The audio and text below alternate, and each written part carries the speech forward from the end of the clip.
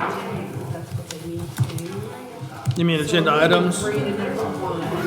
Scott wants to put public comments after 5. Do we have to vote for that? I know all that. You can move it It's if fine. you Just an feel like there's, if you feel like there's gonna be consternation, you can ask for a motion.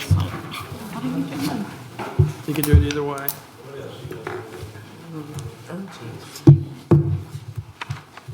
Formal way is ask for a motion. Okay. Calling the meeting to order. City Council meeting, November 17th at 6 p.m. I call this meeting to order.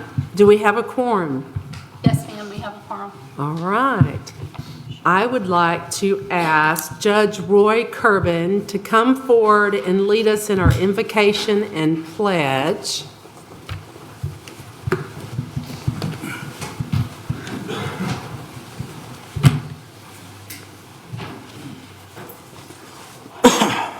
Would you please bow our heads. Heavenly Father, guide this meeting with your wisdom. Enable us to speak truly and kindly, no matter our differences of opinion. Help us realize that we are your servant and we are servants for all of the citizens of this city, that they are the ones who are important. We represent them. We're here to speak for them. Keep us kind, keep us on point. In Jesus' name, amen. Amen. Face the flag. Pledge allegiance To the flag of the United States of America and to the republic for which it stands, one nation, under God, indivisible, with liberty and justice for all. and the Texas flag. Honor the Texas flag. I pledge allegiance to thee, Texas, one state, under God, one and indivisible. Thank you.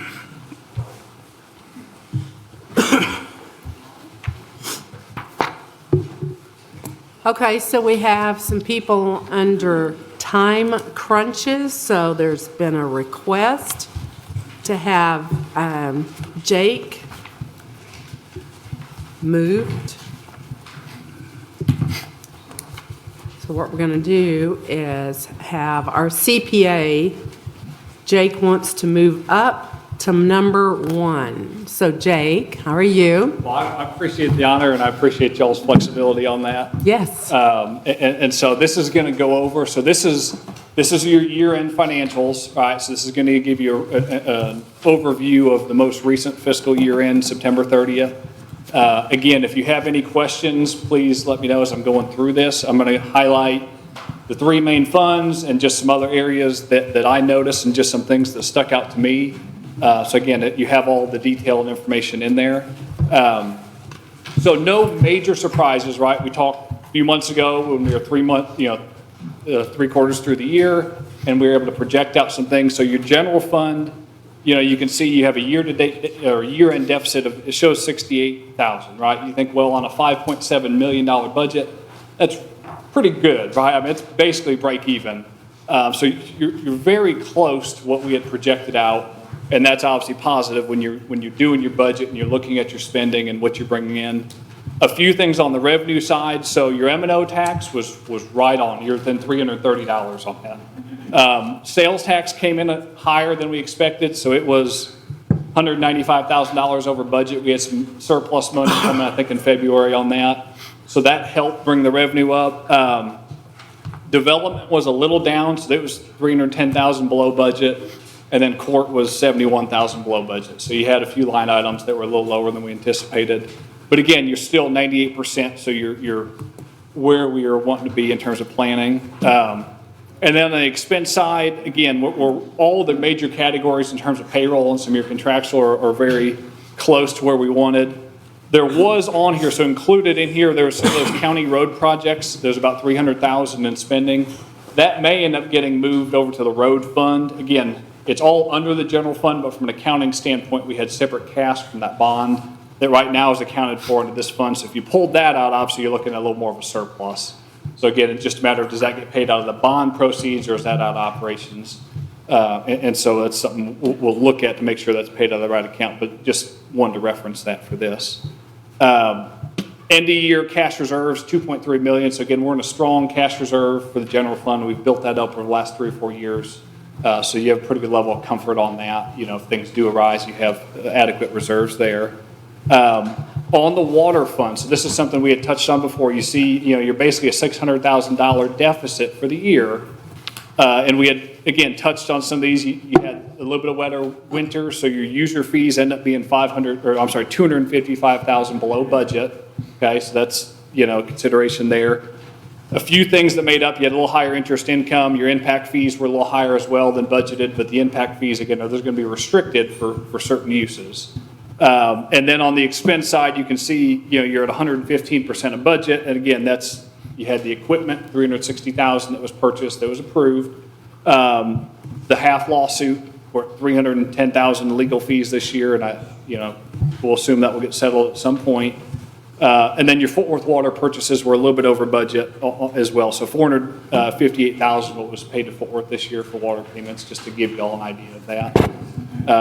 And so, again, we're down. We came in with really good water reserves. We had built those up the last few years, so we did have to pull from reserves. So you started the year at about 3.1 million. You know, you're down to about 2.3, and some of that even is restricted. So I will say that's something to keep an eye on. Again, you pull out those one-time costs, we're okay, but I know if there's future debt issuances, things like that, you know, we'll continue to monitor that fund just to make sure, hey, it's still operating and able to sustain the costs that are coming out on that. Wastewater, so again, you can see on this, it shows a large surplus, and so some of that is interest income within those big bond funds that they've been earning some interest. So if I pull that out, which for operations, that's going to be used for the project, you're basically at a break even for that. You're at $53,000 loss is where it would come in at, because that number is $496,000 of interest income. A lot of that, again, was on the funds that's used for the wastewater package plant right now, but it's included in that line item. Your user fees were up $273,000 last year. You're $86,000 over budget. So again, the rate adjustment on that has helped that fund get back to where it needs to be. So $864,000 in cash reserves on wastewater. So again, that's getting better. That one probably needs to boost. If we get some extra cash, probably wouldn't want to boost the reserves on that a little bit if possible. But certainly it's on the right track. Couple of things I just want to point out beyond those funds is on the wastewater package plant, we have started to get some money in from Hudson Oaks, so we have the agreement with them. So I added a line item on that. So $1,383,740 is to date what we've gotten, and we'll monitor that to make sure, hey, they have their buy-in on that, and we're tracking all the costs there in terms of what's remaining to be spent. So there's about $5.5 million left in cash to finish that up. And then a couple other funds. So on the drainage fund, and this will come into play when you're thinking about your debt issuance that Eric's going to touch on, and some of your road work, you have $1.4 million in your drainage fund cash. And so that's a combination of, you had some money when we initially issued debt in that drainage fund a few years ago that, you had the projects and this is yet to be spent. And we have a little bit of surplus just on, hey, we have user fees minus our costs on servicing that debt. So that's built up a little bit as well. And so just, again, so that, hey, if some of these projects are for drainage work, you have cash in there. You don't have to issue additional debt to cover that, right? Tourism fund has $564,000 in cash. So that's another one I know that's very restrictive on your uses. But just FYI, so if things come up, just know that money's available for some of those uses if they do come up. And then the other thing, and again, I know Eric will get into this with his presentation, but your annual debt service for this coming year, $2,158,000. The following year, so fiscal year 26-27, it drops to $1,692,000. So it's a $465,000 decrease in your annual debt service cost on your general fund. So I know he's built that into his models in terms of without any new revenue, any change in rates, any additional tax revenue coming in, you have that lower cost for that following year. So just something I want to point out on that. Any questions? I know I kind of ran that. Yeah. I do. So I have a couple of, so the legal fees are shown in the general fund at a lower amount on your numbers. I think you came up with 56,000 and we added 64,000 up to September. Did you have all the invoices that the attorneys gave us, a total of 64,000? Which, are you talking for the general fund or water fund? I Or think just they in were gen- general fund. What page are you on? I just added them up. Okay. I asked for the bills, the invoices. Okay, I I'd have just to look added at that. those. Yeah, I'd have to double check. I know for sure that, so Andy was waiting to accrue for those, and obviously we have a cutoff date. You know, so for example, if a bill came in today that was for September, well, that's not in here yet. So we have a later cutoff for the auditors, but for purposes of this, I think we did the cutoff at like October 31. Right, so it's possible that we had some in that just, in order to present today, we're not maybe accrued for yet. Yeah, what I added up were the 64,000, and so I don't have October yet. Correct, online. because this would be through September 30th, that's right. Right. Yep. Okay, so I also noticed the road improvements line item was substantially higher than was budgeted.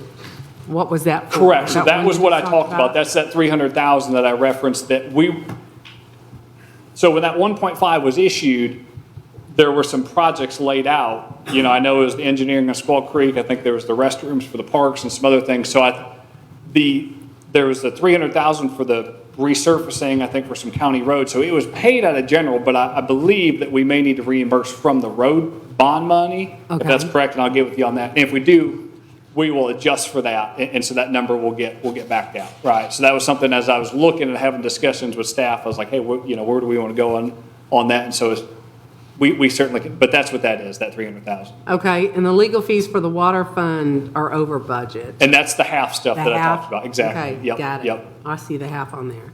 So the city engineer line item in the water fund was budgeted $236,000, but we only spent $4,600. What is that difference? Am I missing something on that one?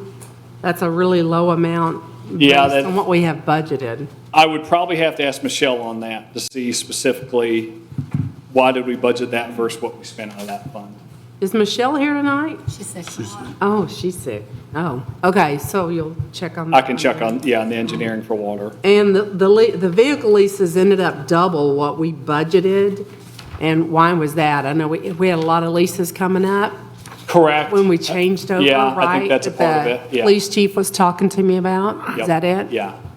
That's to my knowledge, because he had mentioned that to me is because of the timing on the leases, is my understanding is we had some overlapping potentially of the payment terms on those. Got That was it. my understanding with talking to him about that. Yeah. Okay. Okay, that's all I have. Okay. Anybody else? Can they answer? I- Yes? The city's looking at $10 million for new roads. With that, their long-term debt overhead, $2 million for 10 years or whatever. So Eric is going to touch on all the debt presentation here in a little bit. He's going to lay out all the scenarios. So I'm going to defer to him on that, because he has all the insight on the debt and on the road. Jake, is there anything on here that gives you pause, anything that, you know, I mean, it sounds like we're right nearly where we ought to be. Is there anything on here that gives you any kind of concern besides what you've already mentioned that we should keep an eye on? Not other than I've mentioned. I think y'all have done a good job the last few years of building some adequate reserves. So if things do come up, for example, with the water fund this year and having that deficit, you still have enough reserves that you could weather that. There's no issues there. So, you know, we had some issues on wastewater before, and that's why we had to raise the user fees on that, because again, that fund was running at a deficit, and that's just not a sustainable model, right? I think water is sustainable, it's just you had some one-time outlays that were decided upon, but long-term, I don't have any major concerns, and I think, again, general fund's very strong with the sales tax revenue that's continued to come up for that. Excellent. Yep. Thank you. Okay, thank you. All right, yep. Okay, so there has been a request to change the public comments to after number 5 because of times that we have for the speakers. So do we have a motion with Scott making that request? We have a motion then? Yeah, I'd like to make a motion to move public comments after agenda item number 5 to allow the time restraints for the people that are here today. Okay. Do we have a second? Second. Okay, vote. Okay. I signed up to speak on board. Will that affect that? I've got you slipped in on 4. Okay, so now we're going to get going. The mayor's comments. My opening comments, build legal expenses, Cork and Pig Tavern Restaurants. I would like to take a few minutes to discuss a large spike in legal fees. The council approved retaining Messert Fort firm for the interim legal services back in mid-August. Our budget for fiscal 2025 was $50,000. We spent $114,000 for the year, which is $64,000 over what we budgeted in less than 2.5 months, or actually 2 months. Our legal services received for the month of October, we do not have that number. So they're reviewing it, and they'll get that number to us because that will be in the budget for 2026. So we got to see where we are in the 2026 budget. So this spike in legal expenses is unsustainable, and we clearly have too many staff reaching out directly to attorneys without proper approval of the council. For these reasons, I requested an agenda item to discuss a process or policy to redefine the scope of legal advice and to designate a single point of contact for coordinating legal requests. So we're going to talk about that later. I wanted to also talk about a new restaurant has opened up in the district called Cork and Pig Tavern next to Lucchese Stage, and I urge the community to support all of our local businesses. These folks at Cork and Pig Tavern, they are serving incredible yummy food, and with Willow Park is blessed to have these local great attractions close by. So the owners of Cork and Pig were gracious and are excited to be in our city. So I wanted to talk about that. Okay, we're moving those, moving that. Now we're going to 2. Consent agenda. We have item 2 to approve regular city council meetings minutes for October 14th and October 28th. Does anyone have any changes to the meeting minutes? If not, is there a motion? Any changes? No? Okay, do we have a motion? I'll make a motion to approve the regular city council meeting minutes of October 14th, 2025 and October 28th, 2025. Okay, second. Second. All in favor? All right. Moving on. We've already done 3. We're going to 4. Discussion and action presentation by Eric Maha of Hilltop Securities. Consideration of funding for Squaw Creek Road project. Interim City Manager Michelle Geiker, who is out sick tonight. Councilman Buddy Wright. So who is presenting this? Please come forward. And you must be Eric Maha. Yes, ma'am. Not met you yet. Nice to meet you. Nice to meet you. Thank you. Well, as the mayor mentioned, Eric Maha with Hilltop Securities. Good to be before you this evening. I believe in front of each of you may have a paper copy, and I know it may be floating around electronically as well. But tonight's item, I know talking with staff, there are a few projects, potential projects in front of the city, and so tonight's more informational, just for the council to look at some preliminary numbers. I highlight the word preliminary, and just talk about the city's financial position currently, existing debt, what the impact could possibly be on these potential future projects, and then just some general thoughts on debt in general in the state of Texas. So we'll jump right in if you'd like. The first tab here, starting on page 4, the items we always look at is when it comes to property taxes, and if a city is expected to support debt from property taxes, you know, the tax base is very important. So we've gone back to 2013 on page 4 and tracked the city's tax base. As you all are certainly familiar, a high growth situation in terms of property taxes, or taxable assessed values, currently at $1.16 billion for the current tax year, and then just keeping the same growth from year to year, from the last year to this year, around 7%. You can see out to the right on page 4, the projected growth in that case. Again, that obviously changes year to year, be higher or lower. So just some background information before we look at some of the numbers. Page 5 went back for the same time period for the city's M&O and INS tax rate.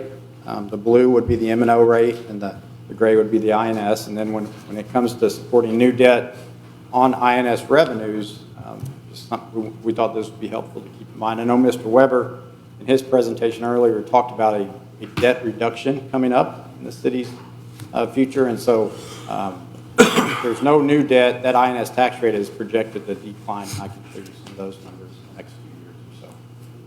So that's historically speaking. So overall, the M&O and INS tax rate around 40 cents, 40 to 45 cents over the last 3-4 years. So page 6 is a high-level snapshot of the city's existing debt service. So this would be the city's existing bonds, existing certificates of obligation, tax notes, all the city's existing debt. We have it segregated into 4 revenue sources. And so the debt sold, it's supported by the city, but there's different repayment sources.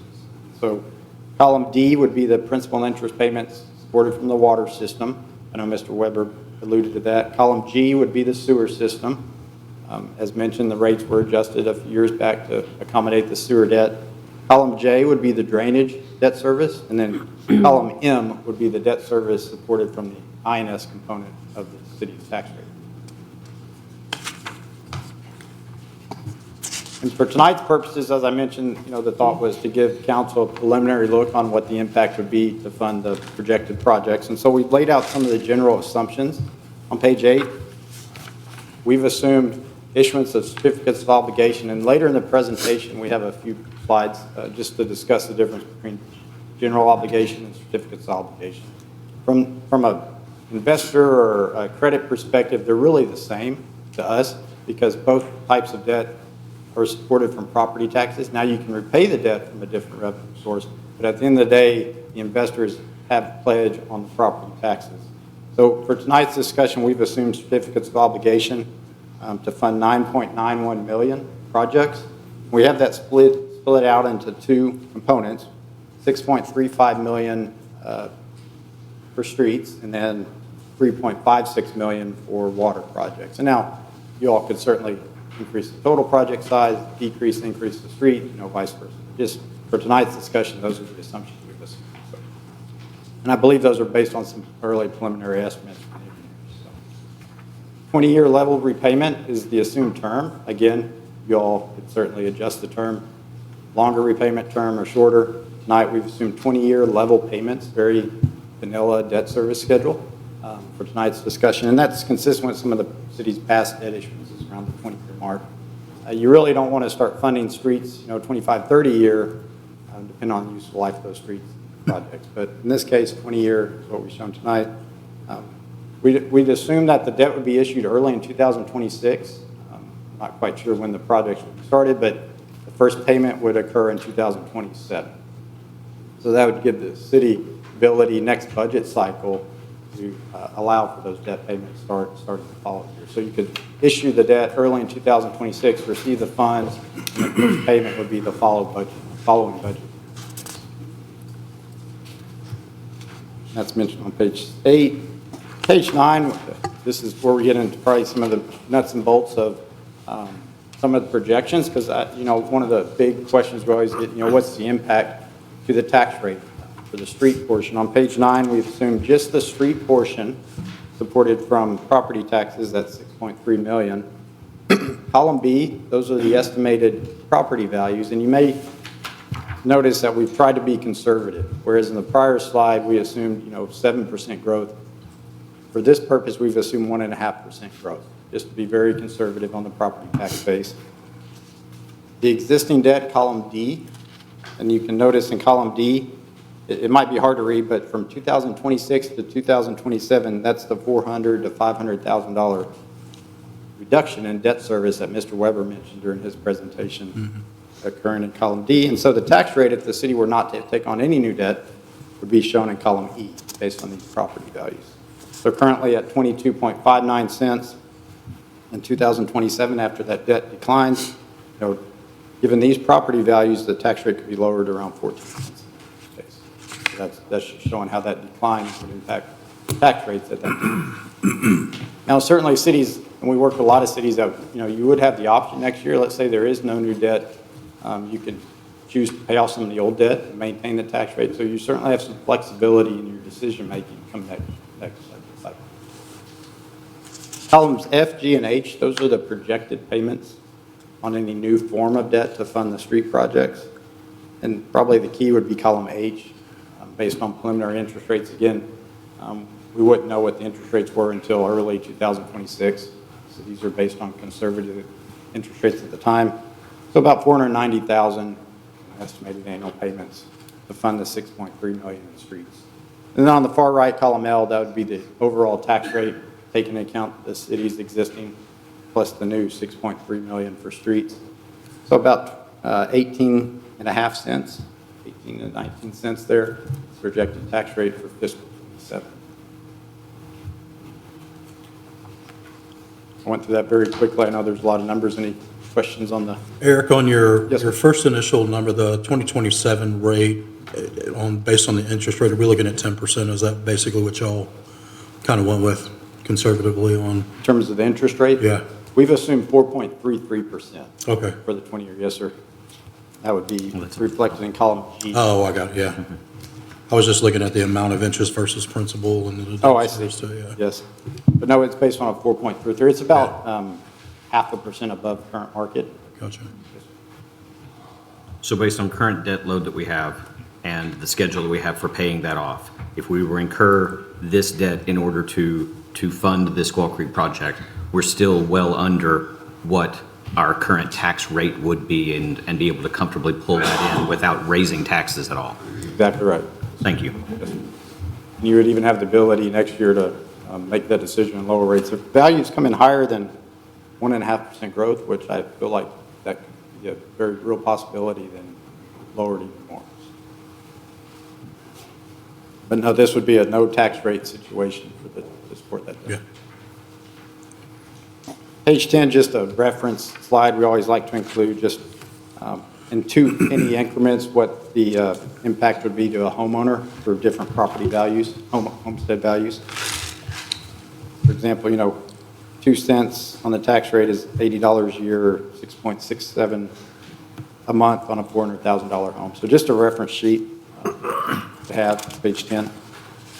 Page 11, we talked about the streets, the $6 million. Page 11, the other portion of the debt, we have $3.5 million being used for water projects, potential water projects. And so in this case, this portion of the debt would not be supported from INS, it would be supported from water utility revenues. And so we have columns B, the existing water, supported debt service and sewer, and then column C would be drainage, and then the proposed potential future debt, columns E, F, and G, around $275,000, shown in column G, the $3.5 million.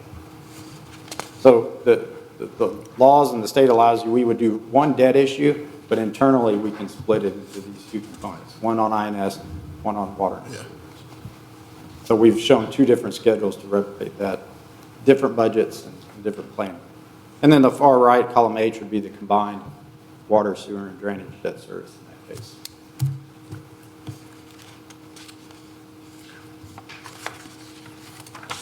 So those are the preliminary numbers, and tonight, like I said, is more informational. We'll have a calendar in the back, and then you all can certainly adjust the sizes and amounts and payment terms, but we thought this would just be a good starting point to show some numbers this evening. Start on page 13, we included a few slides on the city's existing credit rating. In the municipal bond world, there's 3 main credit rating agencies listed here. You all, the city is supported by, or is rated by Standard & Poor's. You all are AA currently. I want to say it was back in 2014. We were upgraded in 2014, and you've remained at that AA level ever since. So it's good, solid bond rating. So we have not had any concerns going out to the market and raising money for bonds. So that's a copy of their credit rating. And that was actually affirmed in 2024, so it was recently affirmed. Page 14, just some stats that we'd like to show, maybe of interest to council, just the number of cities rated in the state of Texas within each of the rating categories. AAA is your highest rating, AA, A, B, triple. So we've shown that on page 14. There's 89 cities in the state of Texas in the AA category with the city of Willow Park. This was as of August of this year. Page 16, more reference information. In the state of Texas, I'll touch on maybe the primary types of debt that Texas cities can enter into. On page 16, we have general obligation bonds, and you may be familiar, those are voted, must go to voters for approval. Currently, we hold bond elections on the uniform election dates, so every May or November. General obligation bonds. Certificates of obligation, very similar, as I mentioned earlier, both supported by property taxes. But with certificates of obligation, those do not require voter approval. Now, they are subject to petition. If 5% of the registered voters choose to petition, then it must go to vote. So two different types of debt, they're just issued differently. In the state of Texas, one voted, one non-voted. Then we have revenue bonds, not as common in the state of Texas since we have certificates of obligation, but cities can also issue revenue bonds. They're not subject to voter approval. Or that petition process, and they are supported by utility revenue in that case. And then tax notes, I know the city of Willow Park's issued tax notes in the past. Tax notes are similar to GOs and COs. They're supported by property taxes, but the state limits you to 7-year repayment, so you must repay within 7 years. Yeah. So the GOs and COs aren't subject to that 7-year repayment. So something like this with streets and water, we would look at either the GO or CO option to fund those projects. A few additional thoughts on GOs, excuse me, on page 17. One of the keys we highlighted on the bottom of page 17, under current state law, if a city were to take a bond election to voters and the voters were not to approve it, the city would be locked out from that project for 3 years. So that's why you see a lot of cities issue COs instead of GOs for water and sewer and streets. Mm-hmm. Some of your essential type projects, because if voters were not to approve some water and sewer improvements, that could put the city in the bind for the next 3 years. You're not able to fund those projects yet. So that's one of the keys with GOs. They do attract the lowest interest rates in the market, just given that at the end of the day, the city's pledging its property taxes to pay those bonds to those investors. So. And then COs, page 18, just a few thoughts on COs in general. They can go up to 40-year repayment. That publication or petition process, that's a 45-day window, so we have a sample calendar in the back. I'll walk through that. But again, they're supported and pledge, the property tax revenues in that case. So it's very exact same interest rates as you would receive on a GO and CO, same interest rates. Page 19, about 4 years ago, the state changed the way Texas cities would issue and fund COs. And you can see on page 19, the state set aside essential projects. Only essential type projects can be funded with COs and supported on the INS tax rate. And we have a list of those at the bottom. So the projects being discussed this evening both fit within that, would be eligible for COs. So the state did make that rule change about 4 years ago. And then lastly, on page 21, we just have a sample CO calendar. In the version on page 21, we've assumed, if there's desire to move forward at the next council meeting, the first step in issuing certificates of obligation would be council would have to reconvene and publish that notice in the newspaper. And really what that notice is saying is we, the council, intend to issue up to X million dollars in certificates on X date to fund these projects. So that you would not be obligated to the debt on December 9th in this example. That's just letting the community know that we plan to come back at some point in time and issue debt for these projects. So that would start the process on December 9th and then a 46-day waiting period. And so that puts us, late January. I believe you all have a council meeting late January.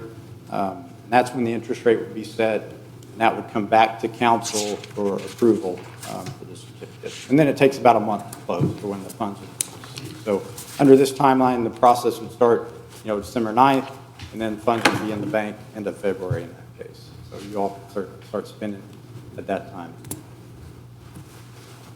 So that would be a sample calendar for a CO. Now, a GO, if the decision is made to fund projects through GOs, we'd have to put it on the May ballot. Council would have to decide on the amount. I think it's February 17th, I believe, this year, to get it on the May ballot. So that would really push this timing to receive funds back another 6 months or so, if the decision is to issue GO bonds in that case. But if voters were not to approve it, then you'd be locked out of those projects for 3 years. And then with the COs, you'd receive the fund late February. First payment would be the following February in that case, debt payments. I believe that's the last slide. Are there any questions on the numbers or the process or the types of debt? Eric, I got one question for you because obviously, as you mentioned, our debt service is going to be going down next year.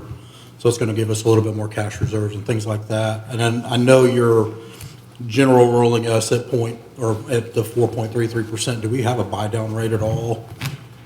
No, typically it's truly a market-driven process. So, for example, if we know that night we're going to approve certificates at the council meeting that night, it would be that morning we would go in and we'd be offering the certificates to the investors that morning. It's really whatever the investors come back with to buy those. So it's a market-driven process. Gotcha. Okay. Now you all can apply some funds towards the project if you have some surplus cash. I was just looking at long-term, on the long-term debt service of that. Yeah, new fund, so. I felt most of the bonds we sell or certificates, they'd have a 10-year call feature. So in 10 years, the city would have the option to refinance if you'd like to. Awesome. Thank you. Anybody else? There's no prepayment penalties on these? Not in that 10th year. Right. We could make it to where you could pay them off early, but that's going to raise the interest rate. Most cities will do the 9 or 10-year call feature, so you can't pay them off within that first 9 or 10-year period. Right. But if we had additional funding, it wouldn't hurt us in year 18, 19, if we got to that point, is just have to get to that first? Yes, sir. That first stage? It's dollar for dollar. There's Okay. no premium or penalty. Gotcha. Yes, sir. You all have done that in the past. We've done refinancing for the city once we get to those call dates on the older bonds. So that's certainly something we always monitor. And we actually, I probably should mention this, last week we had some interest rate changes. We looked at the city's debt. There's currently no refinancing opportunities on the current debt. But that's something we constantly monitor, those opportunities. Okay, any other questions? Okay, so let's move on. Thank you very much for your report. And Marcy, you are on to speak.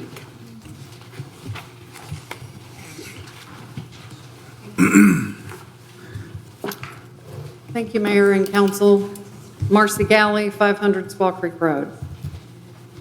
My public comment, my general public comment is it ties into the item number 4, which is the Squaw Creek Road, my street, Bankhead Extension, where the new bridge is going in, where the county is helping us put that in.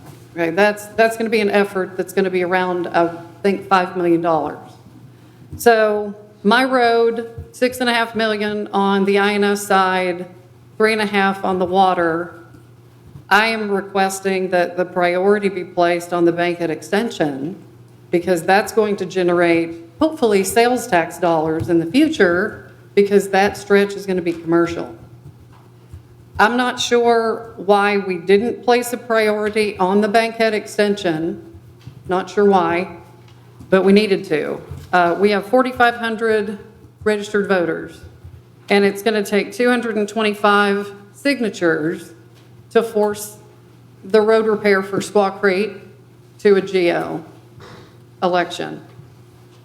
I hope this council, a $10 million ask is huge, but we're not just seeing the $10 million. We've got $5 million over there for the Bankhead Extension as well. I hope the council will call an election to pay for this road improvement. Do y'all want me to go over all of my items or just 4? Just 4 for Just now. for Yeah. Okay, thank you. Thank you. Thanks, Marcy. Okay, so I support sending this effort to the voters at the May election. What does the rest of the council think about that thought process?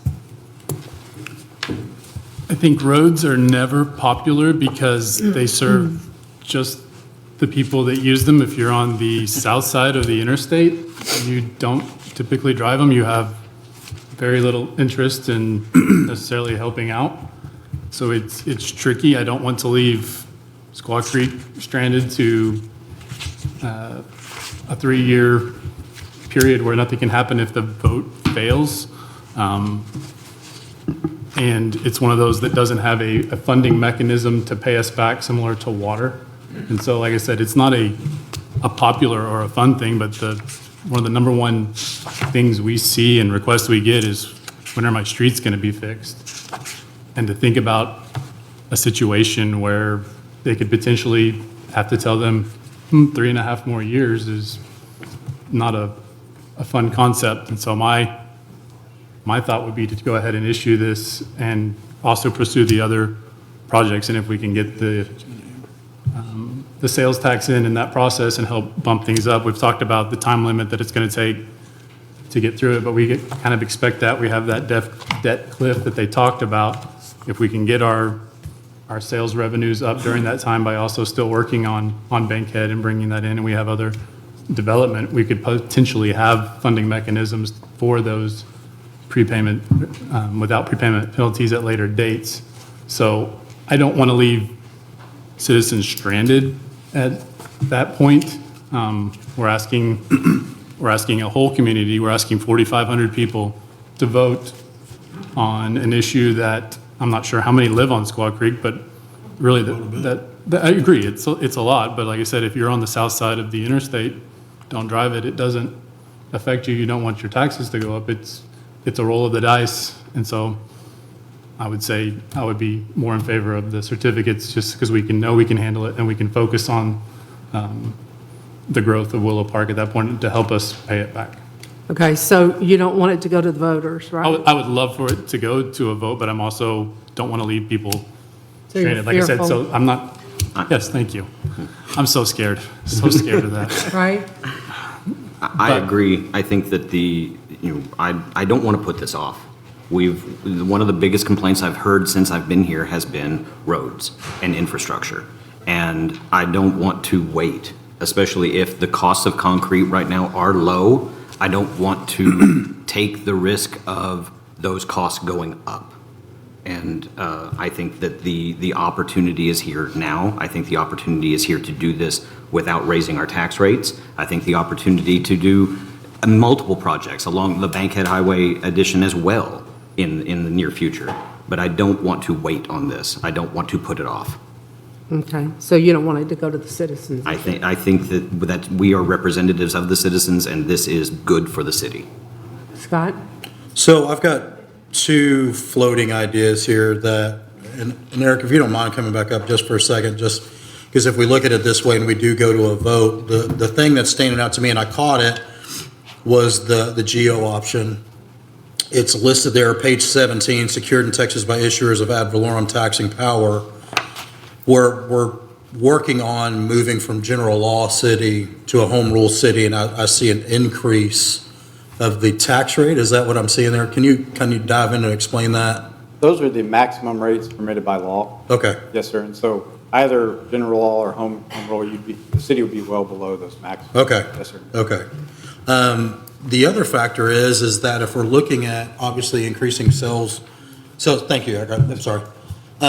If we're looking obviously on the Bankhead project side and talking about sales tax revenue and everything else, normally when our developers come to us, we normally go into some form of agreement with the developers, and they usually end up taking care of the road projects, the build-through process, and everything else. So my question is, do we focus on something that possibly could already be paid for and be done by developers when they start developing their processes on that side versus an actual focus to our citizens where they're actually being affected by it?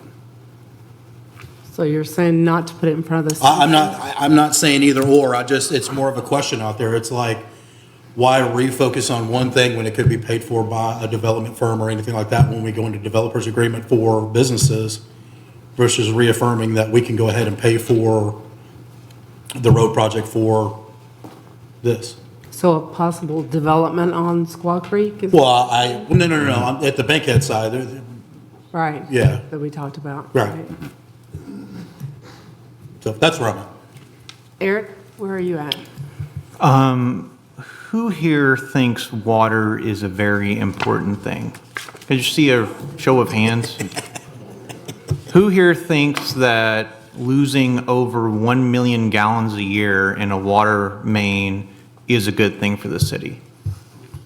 And there's no hands that raised that time. So we're losing over 1 million gallons a year in the Squaw Creek water line. Why is that important? Well, if we all are concerned about water, this should be our number one priority. This is why I am in favor of issuing a CO to make sure we stop the 1 million gallon leak. That's a big thing. If we care about water as much as we all say we do, we got to stop the leak. Okay, so you don't want to vote in front of the citizens? Do you care about water? That's your question. Yeah, we can't put on the GO on the GO that we have a 1 million gallon leak. Okay, so you're a no. So any more discussion and we can vote? Yeah, well, just as a reminder, that portion is a lot of the gray electrical conduit that serves the water to the citizens over there, if I'm right, Chase? And it, I live on Squaw Creek.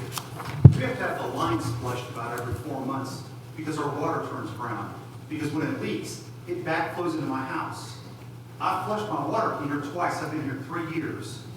So while I'm cool with development, I'm 100% that guy. But a lot of these people in this room randomly have pitchforks and torches about building streets here and voted people out on it. I don't know who Marcy got elected to talk as a spokesperson to Squaw Creek, but hard no on this. Do the street. Do the street. That's the plan. I'll make a motion to authorize staff and Hilltop Securities to move forward with the funding the Squaw Creek Road project as presented. I second. All in favor? Okay, what's going on? All right, now we're heading over to 5. Discussion and action to consider approval of contract for professional services with Jacob and Martin for update to the City of Willow Park Comp Plan and CIP. Do we have something going on? Okay. Interim City Manager Michelle Yelker is out, so Derek's going to do that. Thank you. You're welcome. Mayor, thank you, council. Last time I met with you guys, you requested that I prepare an engineering agreement to do a comp plan. I think at that time you discussed including a capital improvement component as well. We did that. Submitted it to staff for review. During that process, there was a request that we also add impact fees as an option in that agreement. So what I assume you have before you, correct? Has the comp plan as we discussed as far as the scope that we discussed last time. It has capital improvement updates for the water, sewer, streets, and drainage. And it has an impact fee update for the water, sewer, streets, and drainage as well. The total is, as we discussed at the time, I put it together with an hourly not to exceed number. So we would bill this on a time and expense basis. $75,000 on the comp plan, $30,000 for both the impact fee, total impact fees, $30,000 for all of the capital improvement. And that's about the size of it. Are there I guess if you guys have had a chance to review that, I think it's gone through a couple of modifications in a short time, but if you have questions, I'm here. Anybody have questions? can you just remind us again real quick, some of the benefits of the plan, what it allows us also to do, but once we have it in place and go through that for those that weren't here last time or are just now hearing about it? So, and again, there's three components of this as it stands currently, but the comp plan, the comprehensive plan is really a tool for zoning and development. It might drive ordinances, it would drive zoning changes potentially. It's not in and of itself a mechanism to do anything other than a guide for the city, for staff and council to determine where you want to go. It does include a thoroughfare plan, which lays out what you intend for the city thoroughfare system to look like. Again, it will include updated mapping, which for you guys is probably particularly beneficial, including zoning, and then, population, demographics, all those things. But generally, it's a tool for managing development as you go forward. The capital improvement plan is a little bit different in that it's, so for the use of your impact fees, you have to have a capital improvement plan in place. It tells you what you can spend those impact fees on. And by the way, I wanted to mention, because something that Jake said earlier, but all of this that we're talking about, that you're talking about entering today, is fundable through your impact fee program.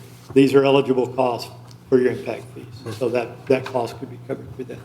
But for each component, water, sewer, streets, and drainage, whichever one you want to discuss, and we would go through and provide a fresh analysis of each system, what's needed, what's been done recently, or what's changed since the last plan, what's currently needed, and the costs associated with that, and develop a 10-year program for where those impact fees should be spent to best accommodate the capital needs, the capital improvement needs of the city. That makes sense? I think I'll stop on that one and let you. Sure. Okay. It's pretty straightforward. It's just, capital infrastructure projects. In order to spend impact fee funds on it, you have to have a plan in place for what that will be. The impact fees come directly off the capital improvement plan, and based on the costs that are input into the capital improvement program, there's a direct calculation for what that impact fee can be and what you can charge to new development that would then be turned around and be used to pay for those capital improvements. And so, particularly on the capital improvement plan and the impact fees, there's Texas Government Code includes how those should be administered, and typically it's expected that you would update those every 5 years. Comp plan is, I believe, if I'm not mistaken, is a little less specific in the code about how that would be done, but typically you'd want to do that, probably an update every 5 years, and I think everywhere it would be at a max 10 years. And so you guys are on 11, if I'm not mistaken, on your comp plan. Mm-hmm. Some of your capital improvement plans are not quite that old, but quite a bit has changed. So it's probably worthwhile to go ahead and do that. On your water and sewer, there's been some recent updates, but they were specific to specific things that were happening in town. So they would be up for a renewal anyway. And then on your impact fees, you're starting to bump that time. Derek, do you have and you may not have this, it may be something Michelle has, do you have an idea what our yearly impact fee bring-in is currently? I don't know exactly. The water and sewer are going to be, if I'm not mistaken, I'm thinking the water is around the $3,000, and the water, I believe, is in maybe $2,000 or a little under. Okay. Don't hold me to that, but that's, yeah, they're both in that range, though. Okay. Any other questions? Thank you. Thanks, Derek. Thank you. So I definitely support updating an 11-year-old comprehensive plan and making sure the public is involved in that process. Both of these efforts are going to run about $105,000 total. Aren't large capital projects usually bid out over $50,000? Is there a reason we aren't bidding this out? Is that true, Andy, on 50,000? If it's over 50,000, do you bid it out or not? How does it work? That's the general rule, Right. But professional services are not required to be bid out, and many times are not. So that could be the reason why it's not. Doesn't mean you can't. Right. That's one of the exceptions. So council, we need to discuss that, whether we want to bid that out for $105,000. What do y'all think? I'll make a motion to approve the contract for professional services with Jacob and Martin for an update to the City of Willow Park Comprehensive Plan and Capital Improvement Plan as presented. Do we have any more discussion before we move to that? No discussion? I'll second the motion. All right, all in favor? Okay. All right, now we're moving under some of the public comments. All right, I have Tandy Blackstock.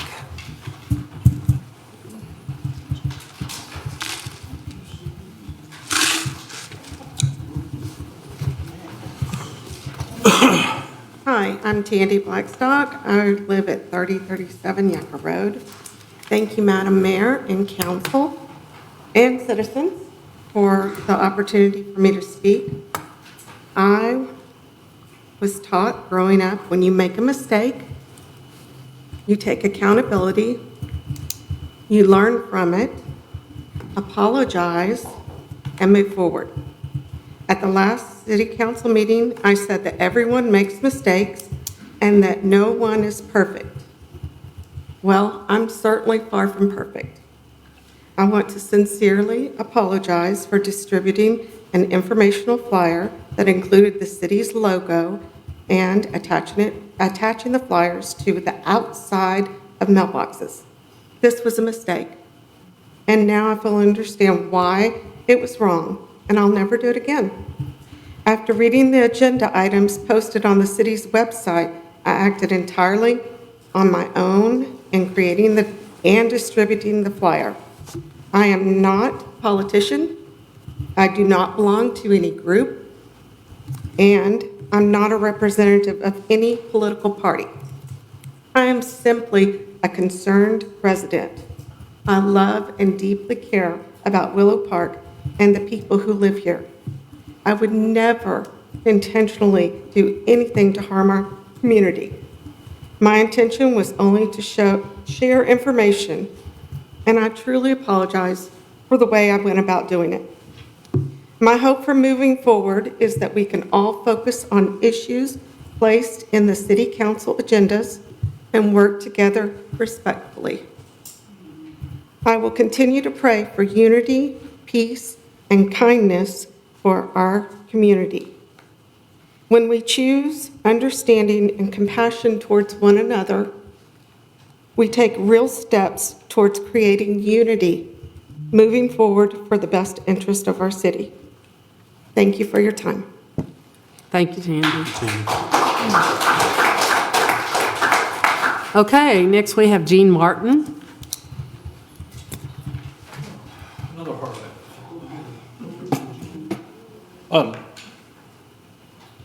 A couple of things that I hadn't planned to say.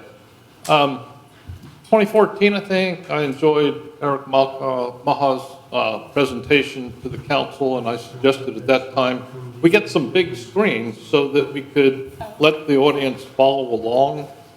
And now we have big screens that we're using as an hourglass. Okay.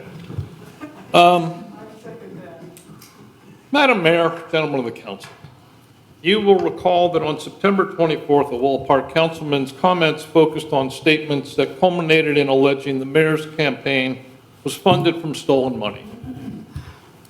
On October 14th, information was provided to this council that information presented as fact on September 24th was misrepresented or in error.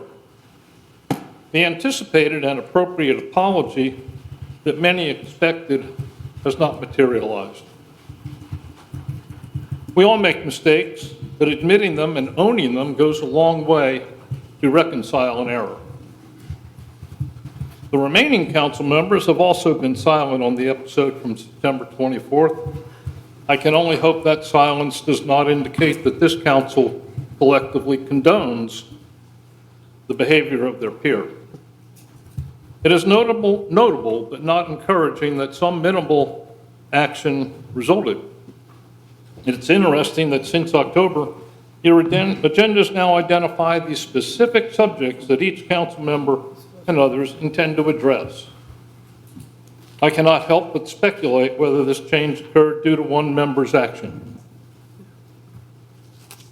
It If so, it is a minor change that is due to one member abusing a privilege.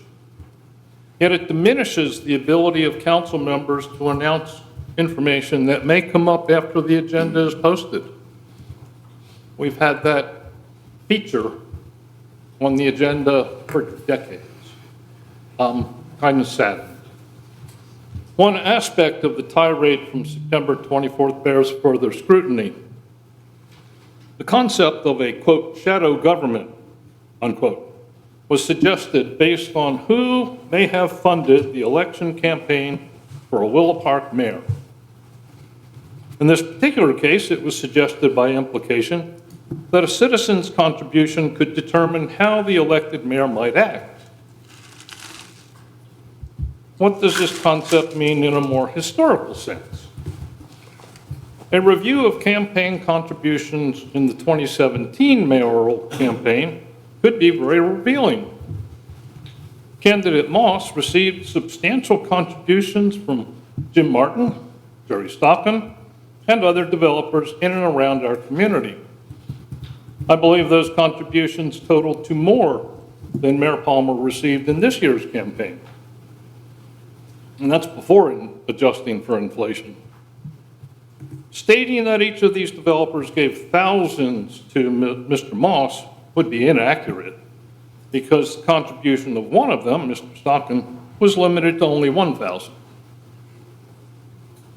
Should we then infer from the proposed, quote, shadow government, unquote, concept that Mayor Moss's 8-year administration was possibly influenced by developers? I bring this to your consideration not to disparage Mayor Moss. I mean, I've seen him out on the golf course. I like him mostly.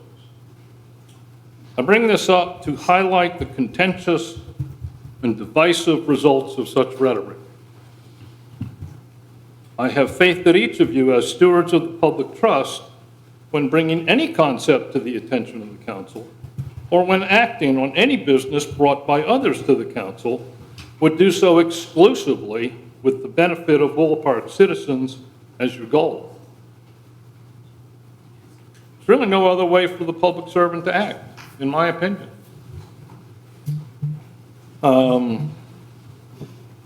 Sometime I ought to give you a presentation on the mismanagement of bond money for roads spent between 2007 and 2009, with the concept trying to increase the retail space in the city, paralleling the service road to the north.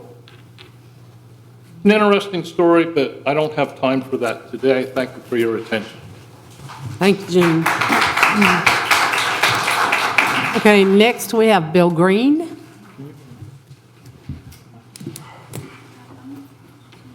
I'm Bill Green. I live at 224 Vista Drive. It's up in Laguna Vista Estates. We're the forgotten part of Willow Park. We sit up on a hill, and I remember a time whenever we didn't have water, and it went on for a very, very long time. This isn't what I was wanting to talk about, but this has come up. Wisely, somebody came through and repiped everything up there about 6 or 7 years ago. Water's been pretty good, but it's starting to turn, like this gentleman back here is talking, his is turning brown, ours is turning milky white. So that might be something that needs to have a little look into. Something went from good, clear water and good tasting water to something that you don't even want to mess with anymore. Two gentlemen that were up here talking to us earlier, I'm glad to listen to that because it shows that our city is in a good state. Money-wise, leadership-wise, I'll concede that. And it's just good to hear that that's going on. Now, we're going to be developing. Some of these things that y'all have been discussing that we've been hearing about is going to take money.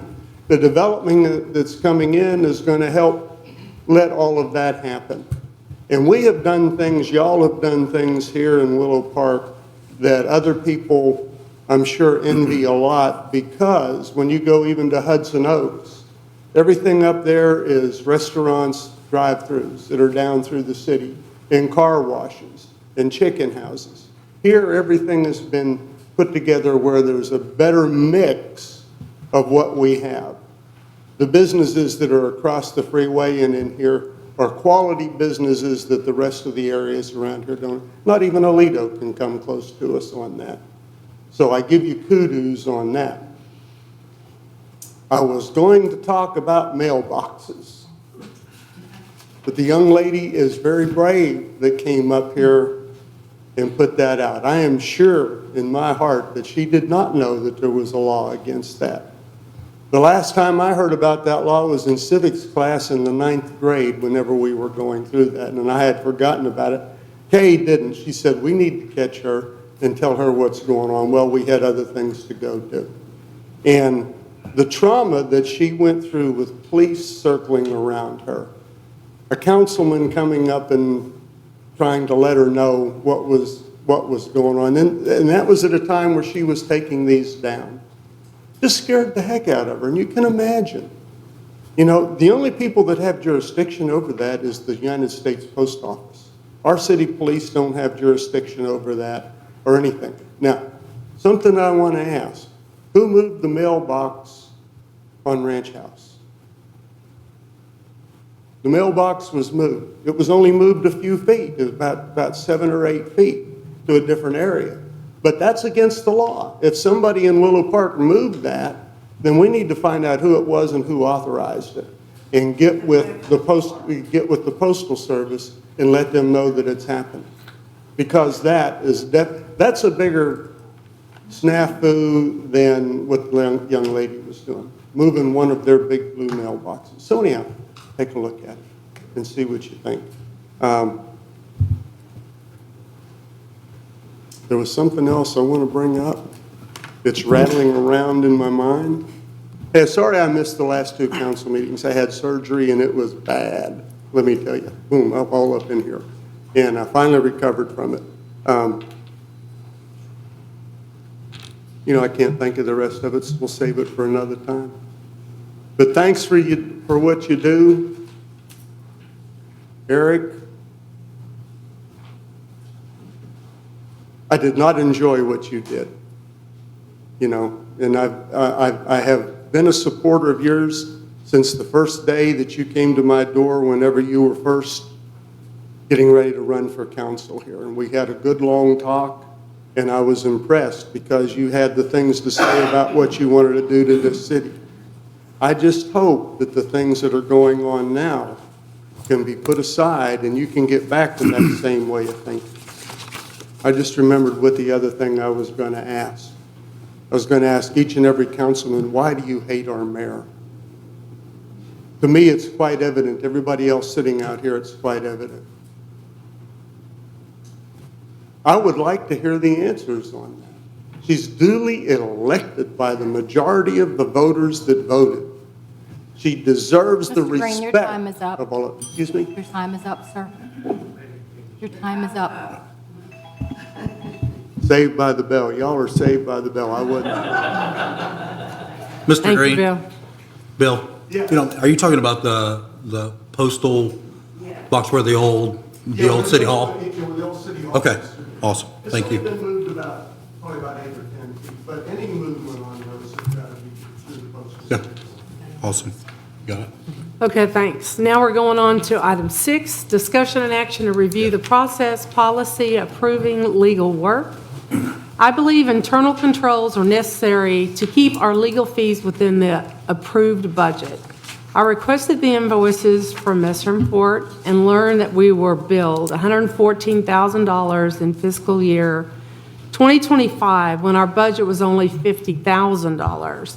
We went over budget within a month and a half, and these expenses put us over budget by $64,000. A member of the staff who was an assistant manager during August and September is responsible for 80% of the $64,000 per the attorney. Our staff are spending too much time on work to update ordinances that are not a priority, unless the goal is to remove me from having any authority to appoint members on our boards and committees. 3 days after I appointed alternates to the P&Z Commission, the assistant manager was on the phone with our brand-new attorneys to work against me to remove the alternates and take me off an agenda oversight. It seems that this is an ongoing battle, from efforts to overturn our ordinances that give me the authority to do what I have been doing for citizens. You're trying to take the voice of the citizens away by doing this, and I don't understand. Are we not on the same side for our citizens? I feel like I've been targeted.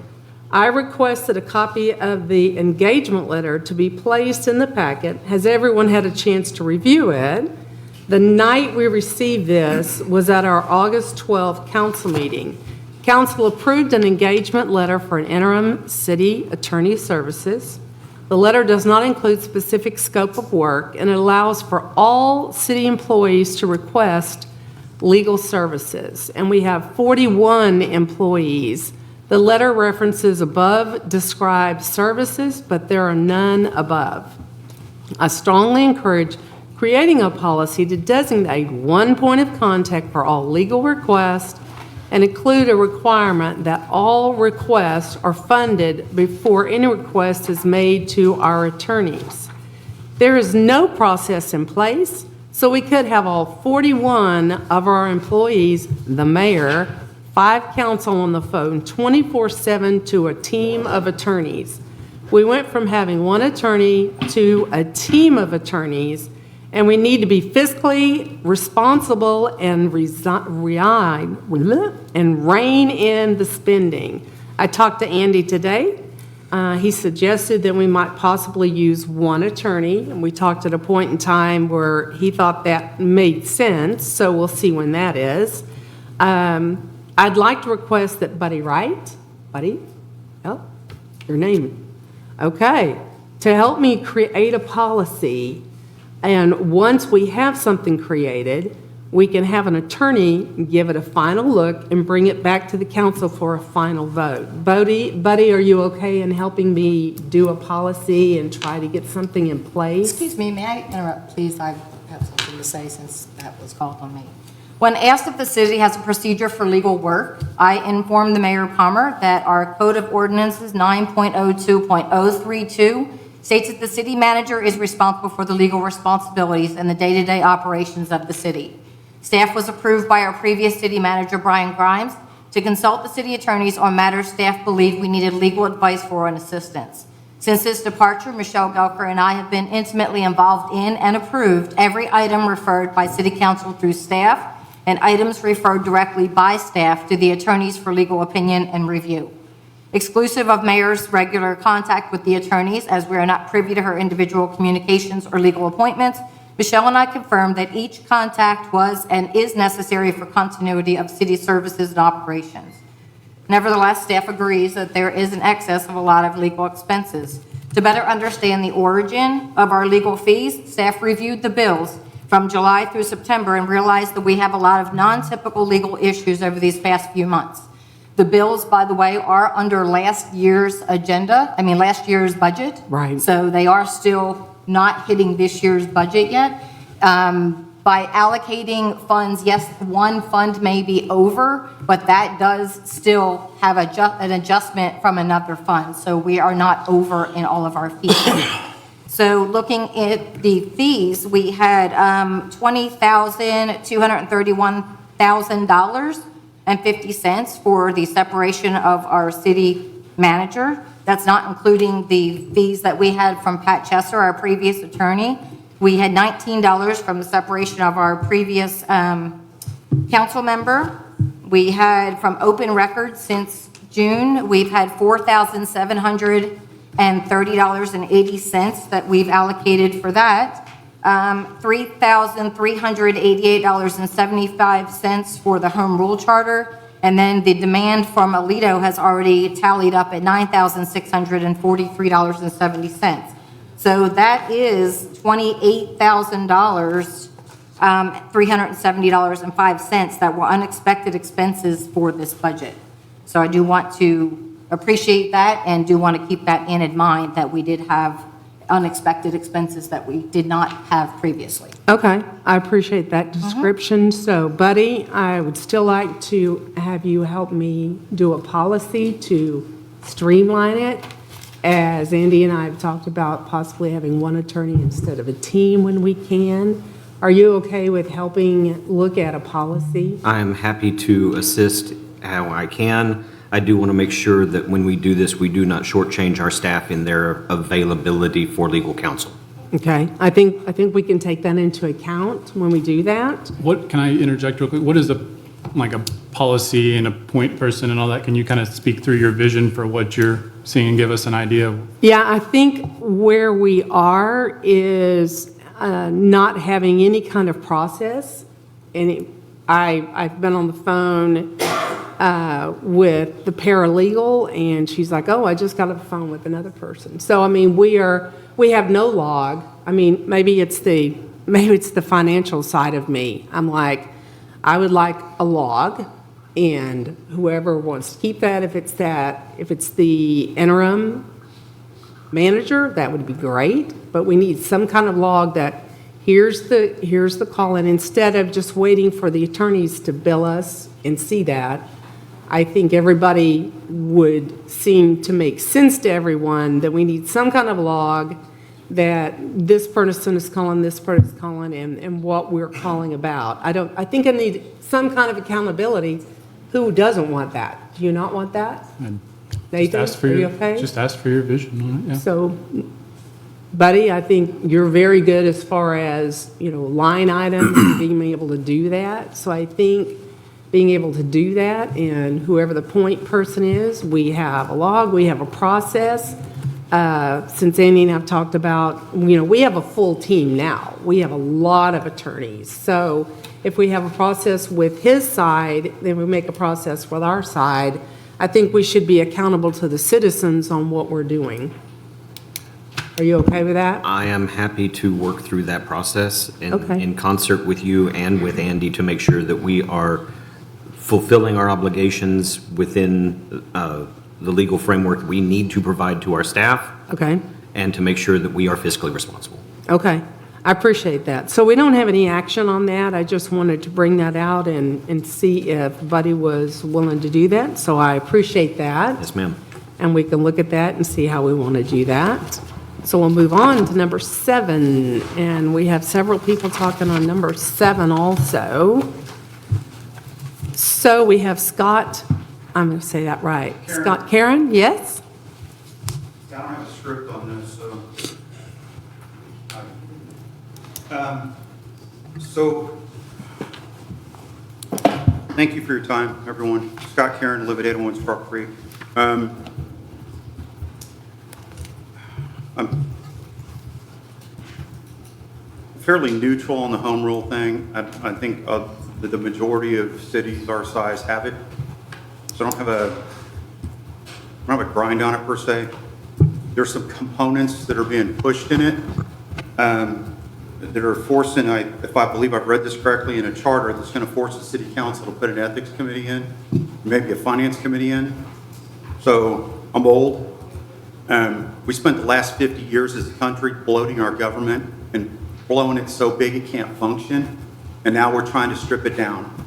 And here, we're trying to do that again. They're talking about adding city council seats, 1 or 2. And we're talking about putting an ethics committee that has binding authority to override things, raise taxes beyond what we're doing, potentially remove council people. But it's not written in. It's this nebulous thing that the city council is going to be forced to do once it's passed. So you get to read the bill once it's written, kind of thing. And I'm not for that. So adding another committee or 2, a giraffe was a committee built by, there was a horse built by a committee. You're going to get less. I don't need more governmental oversight. I don't need more cumbersome things here. So if you all are talking about a financial oversight committee that has binding authority that you're inserting into a charter, I'll spend money to block it. I'll spend my own money, and I will go door to door, 100%, whoever's in here. If you insert ethics committee, I'll block it. So I just want you to know where I'm at. We will grow our government to be bigger than, what's the population of Weatherford?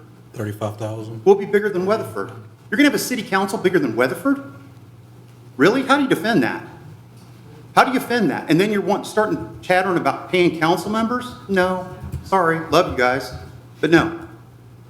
So, ethics committee, if you want one on the side and you want to meet, talk, and send stuff up and say, hey, don't do this anymore, send it.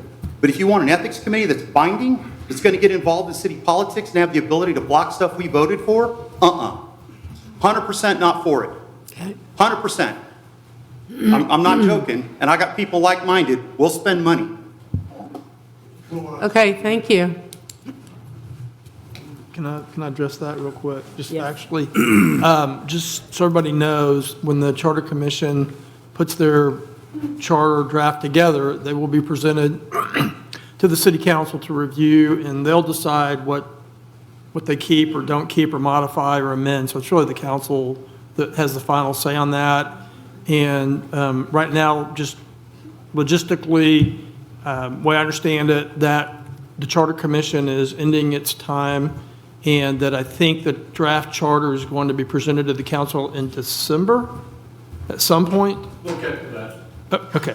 And then the last day to call the election will be in February. So the council will have a period of at least 1 or 2 months to look at it and vet it before they make decisions on that. So what the commission's doing is not final.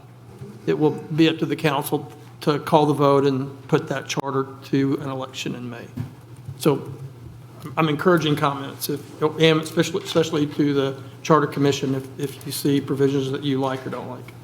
Okay, thank you. Now we have an update on the Home Rule Committee meetings, Town Hall by Jean Martin. Jean?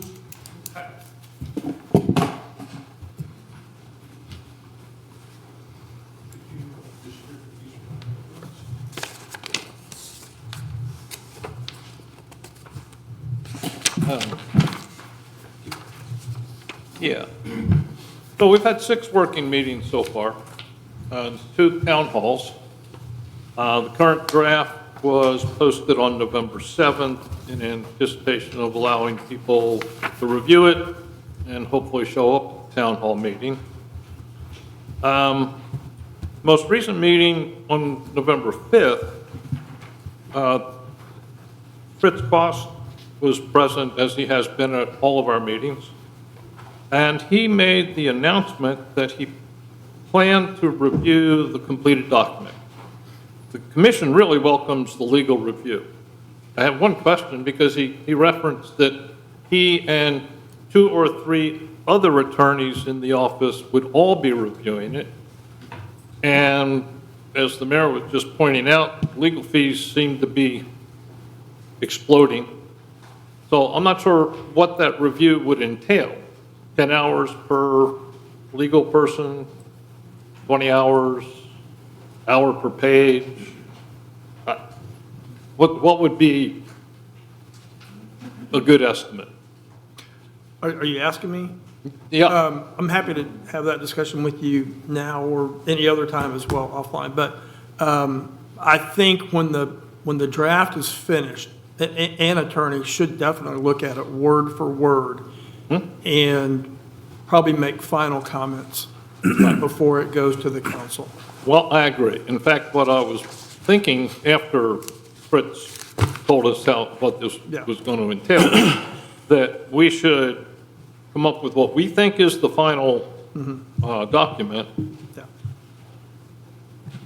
get feedback from the legal review, and if there are issues, give the commission an opportunity to address them at one more meeting. So between that and the fact that I actually messed up, I drafted an agenda for the November 19th Home Rule Charter Commission meeting, and getting ready for the town hall, I never hit send. So I asked Rose to cancel that meeting for this week because we don't have an agenda posted. My bad, rats. So that causes a delay. Our next meeting will be December 3rd. I am optimistic we will incorporate certain final changes, turn it over to a legal review, and then depending on how long that takes to get feedback, we may not have a meeting until January to finalize it. So our schedule is now uncertain. I expect that we would still get the document to you in a complete and final manner by the first meeting in January. And again, I invite each of the council members to provide input on any subject, including their opinion about the Ethics Committee, so that the commission can incorporate your comments. Okay? At the town hall meeting, there were a few things that probably need to be mentioned. One, a question was asked about the formation of the commission itself, and I referenced Local Government Code, Section 9.02, and I told him that subsection C was the answer to his question. I have since then sent the gentleman an email telling him that the reference should have been subsection 902D. There were comments about the municipal court. The draft that we plagiarized from another city includes the concept of a municipal court of record. And I didn't catch that at the time, but at the town hall meeting, a couple of people mentioned that court of record will cost more than a regular municipal court, and indeed, doing a little research, it will. I don't know how much more on like a monthly basis. The biggest thing is we have to have a method to keep a complete, clear transcript of everything that happens. I also found out that there's no other cities in Parker County, and there's no justice of the peace in Parker County that are courts of record. I am thereby quite prepared to recommend to the commission that we remove the words "of record" in the two places they occur in that section. And note that in the future, anytime the council wants to, they can create a court of record by ordinance. So, there you go. A third item came up. A citizen quoted some numbers and made the statement that only about 10% of cities in Texas over 5,000 population were home rule cities. Well, I looked that up, and the numbers are a little confusing. One entity called Texas Demographics lists 1,800 municipalities in Texas. 438 are over 9,000 or 5,000 population. Separately, I found a reference that in 2021, those figures are as of August of this year. Most recent number I could get for the number of home rule charters was from 2021, being 338. That would say that 88% of all eligible cities are home rule cities in Texas. And I clarify these things because these were discussions that were viewable on a live stream video, and I think that for the record, they just need to be corrected. Anybody have any questions? Okay. One comment. You asked about the tax rate limit. Yeah. General law versus home rule, that limit does go way up. It's $1.50 for general law, $2.50 for home rule. I would just suggest that a council that, say, raised the tax rate to $2 would probably test the recall provision rapidly. So, okay, thank you. Thanks, Gene. Okay, so next we're going to item 8, the presentation of the new city website by Communication Director Rose Hoffman is going to do that for us. Rose? Good evening, everyone. This feels a little anticlimactic because we've been talking about this for so long and haven't seen it yet. But, ta-da! We are expecting the site to roll out within the next couple of weeks. Other than it looking a lot cleaner and just being easier to navigate, there are some very specific changes that we made based on the citizens' feedback and that sort of thing. Dina, will you please go to the board's mega menu at the top? We have added the Home Rule Charter Commission specifically to the boards and commissions page so that it will be easier to find. It was a little bit buried on the old side and tended to move around. Dina, if you will please go back to, click on City of Willow Park in the corner, and that'll take you back to the home page.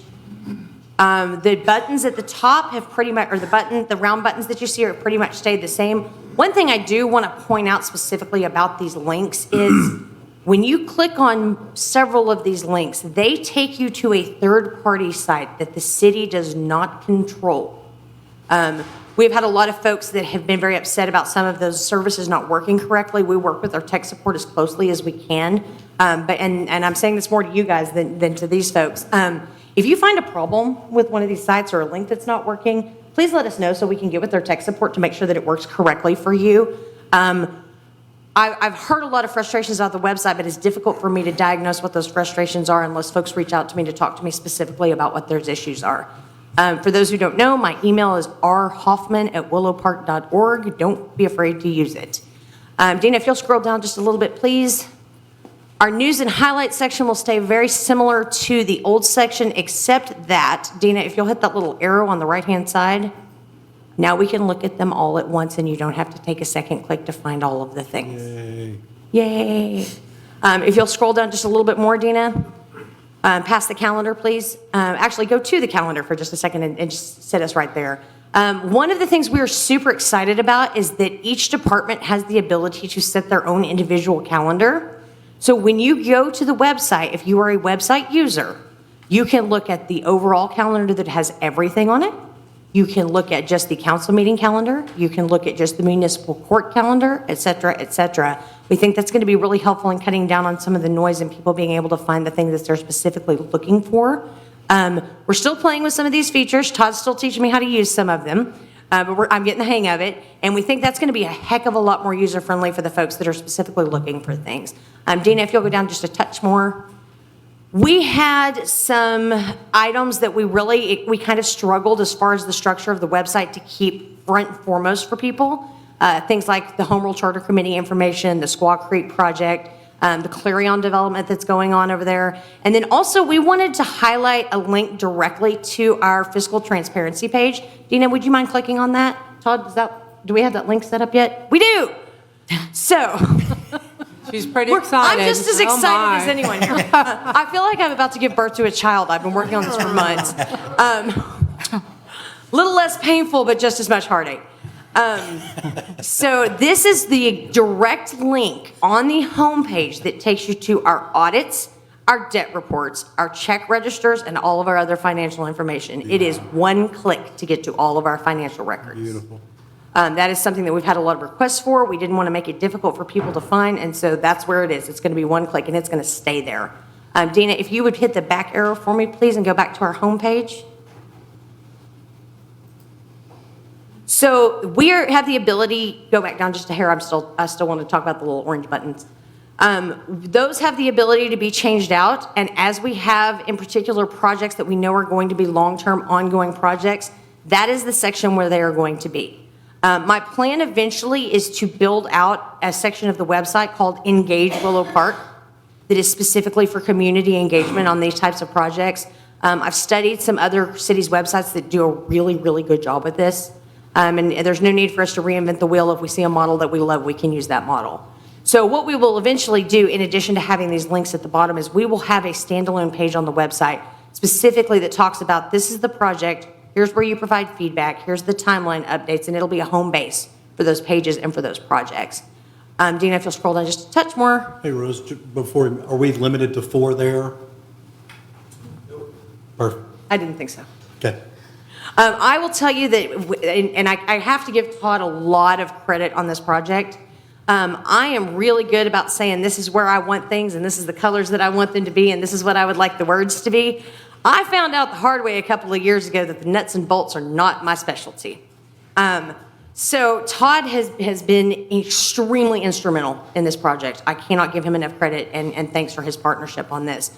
This is my concept, and this is my project, but it's every bit as much Todd's baby as mine. So Dina, if you'll show us real quick at the bottom, we have some more quick links there that just kind of get people quickly where they want to go.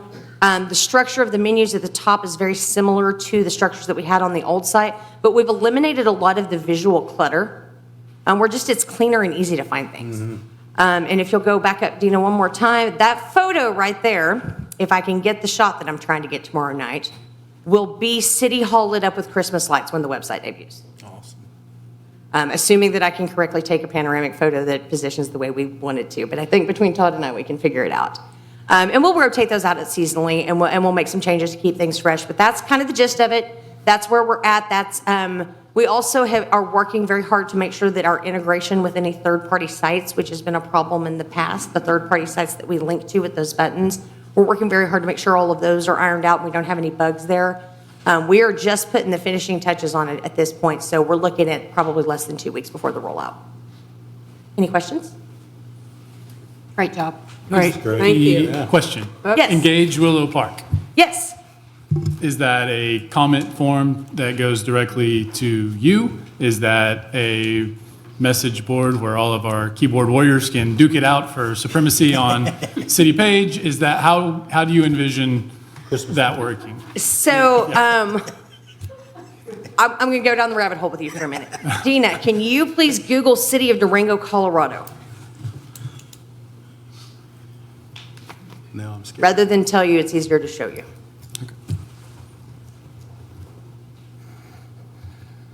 And if you will go to their website, please, ma'am. See that little right-hand box, the second one down? Click on that, please. No, well, that works too. Engaged. I just drawn to the pictures. So if you'll scroll down, please. So this is what Durango, Colorado does. They do this for every single open project that they have. Dina, pick a link, any link. So it tells you who is listening and how to contact them. This is what we're going to do with this section of our website. Love that. Yes.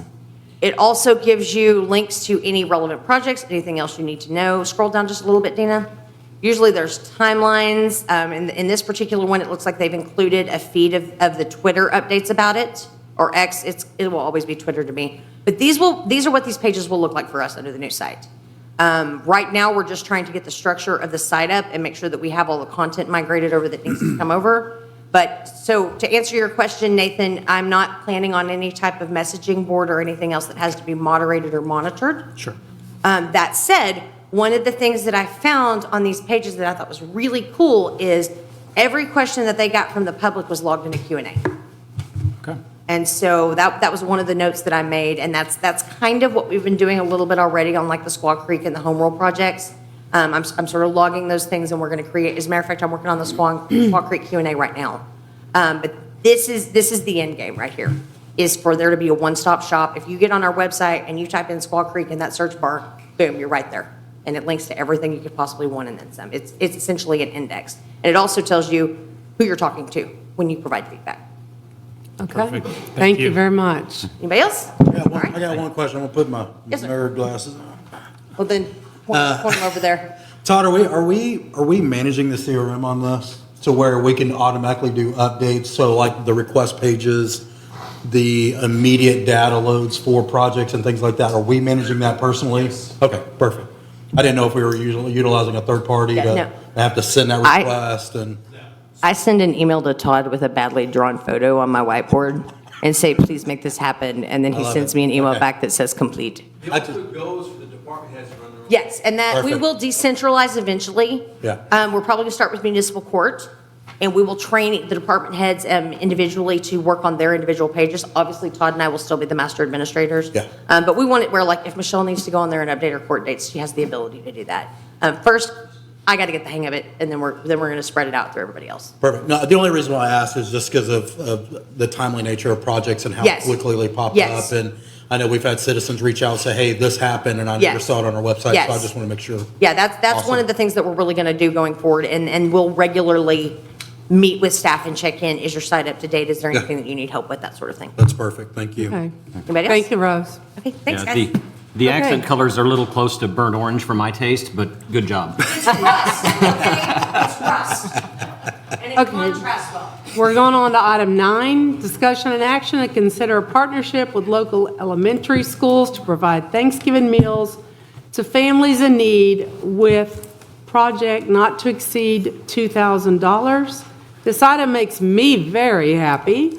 I wanted something for families in need for Thanksgiving, and this is something positive the city can do. It's a small gesture compared to the money the city spends, but it would mean so much to local families. This is near and dear to my heart. I'd like to contact the elementary schools to coordinate gift baskets, and I think Marcy wants to speak on this one. Oh, no, I'm looking. Lots of papers. Good evening again, Mayor and Council. So I wanted to speak on this item. When I saw it on the agenda, I was very excited. I don't get to do gift baskets much anymore because all my kids are grown. I wanted to personally ask that the council consider doing a $5,000 benefit to local needy families instead of the not to exceed 2,000. Should I go on and read my other ones right now? I think wait. Really? Okay, thank you very much. Thank you. Okay, so I requested 2,000, but if council would approve more, I'm certainly on board with that. So do y'all want to approve 5,000 for needy families? Are y'all okay with that, or what do y'all think? Can you, go ahead. I was going to ask, do we have a legal mechanism to allocate tax funds for this purpose? Yeah, great question. So the general rule is no, because city funds have to go for public purposes. The exception I would say is if in the motion, if there's a consideration for a motion to approve, it would consider something like, because this is funding funds for a public purpose, I make a motion to approve. I think with that finding, it's minimizes risk and probably would be a fact issue that no one would challenge. So we're okay with that if we? So I'm okay with that if the motion includes, because this is a fund for a public purpose, and then you provide the motion, I think that would be sufficient. And if we provided the funds, who would administer it and make sure that it gets where it's supposed to go? Your finance department? To date, have we I mean, you're contacted- going to have a not to exceed number, so there's a control mechanism on your public funding. And then I presume it's one check. I don't know how it's going to be distributed. but- That's kind of what my question is. Right, but that would be your finance department. Just Mayor, like what's it your- would normally. I'd love to hear your vision on this. Like, what's your thought process on, What I'd like to do is contact the separate schools, right? And talk to usually like the social workers, whoever is there that works with families. So I would be excited to talk to them and say, okay, you know, because boots are on the ground there, right? You know who's in need. And I think by doing that with our different schools, that's my vision, is the excitement of being able to present that as our city to them. I would love to do that. So, 2,000 is what I started with. I'm fine with Marcy's 5,000. It's kind of up to y'all, but that's what I would like to do. I mean, we are moving a lot of money around. We just are. We're doing really well compared to what we used to do. So if we can bring any joy to families in need, I think that's what I would like to do with this one. so are we limiting to elementary schools? Or there's more. Right, that was the other question, just Yeah, like, I mean, that's fine too. who are we Public contacting? schools. And just to clarify, I think the gifts to the schools you're saying more the funds will be allocated for us to then purchase the food to then give, to Deliver. deliver. It's not a, Right. here's $500 to this elementary school, $500 to this elementary. This way we have a mechanism to make sure that food, actual tangible goods are being offered, Right. and not that we put this into a fund that may or may not be used that we have no control over at that Right. point. So that would be one of my stipulations, is to make sure that if we are allocating any funds, that we're also able to provide tangible goods and not just handing checks to elementary schools. Not that I'm doubting the ability to administer those, but it just gives us more of a Right. control than. And I think asking them, which families are not going to have something to eat, right, on Thanksgiving? So I think that's the difference. They would know that. I We would 100% know. agree with you.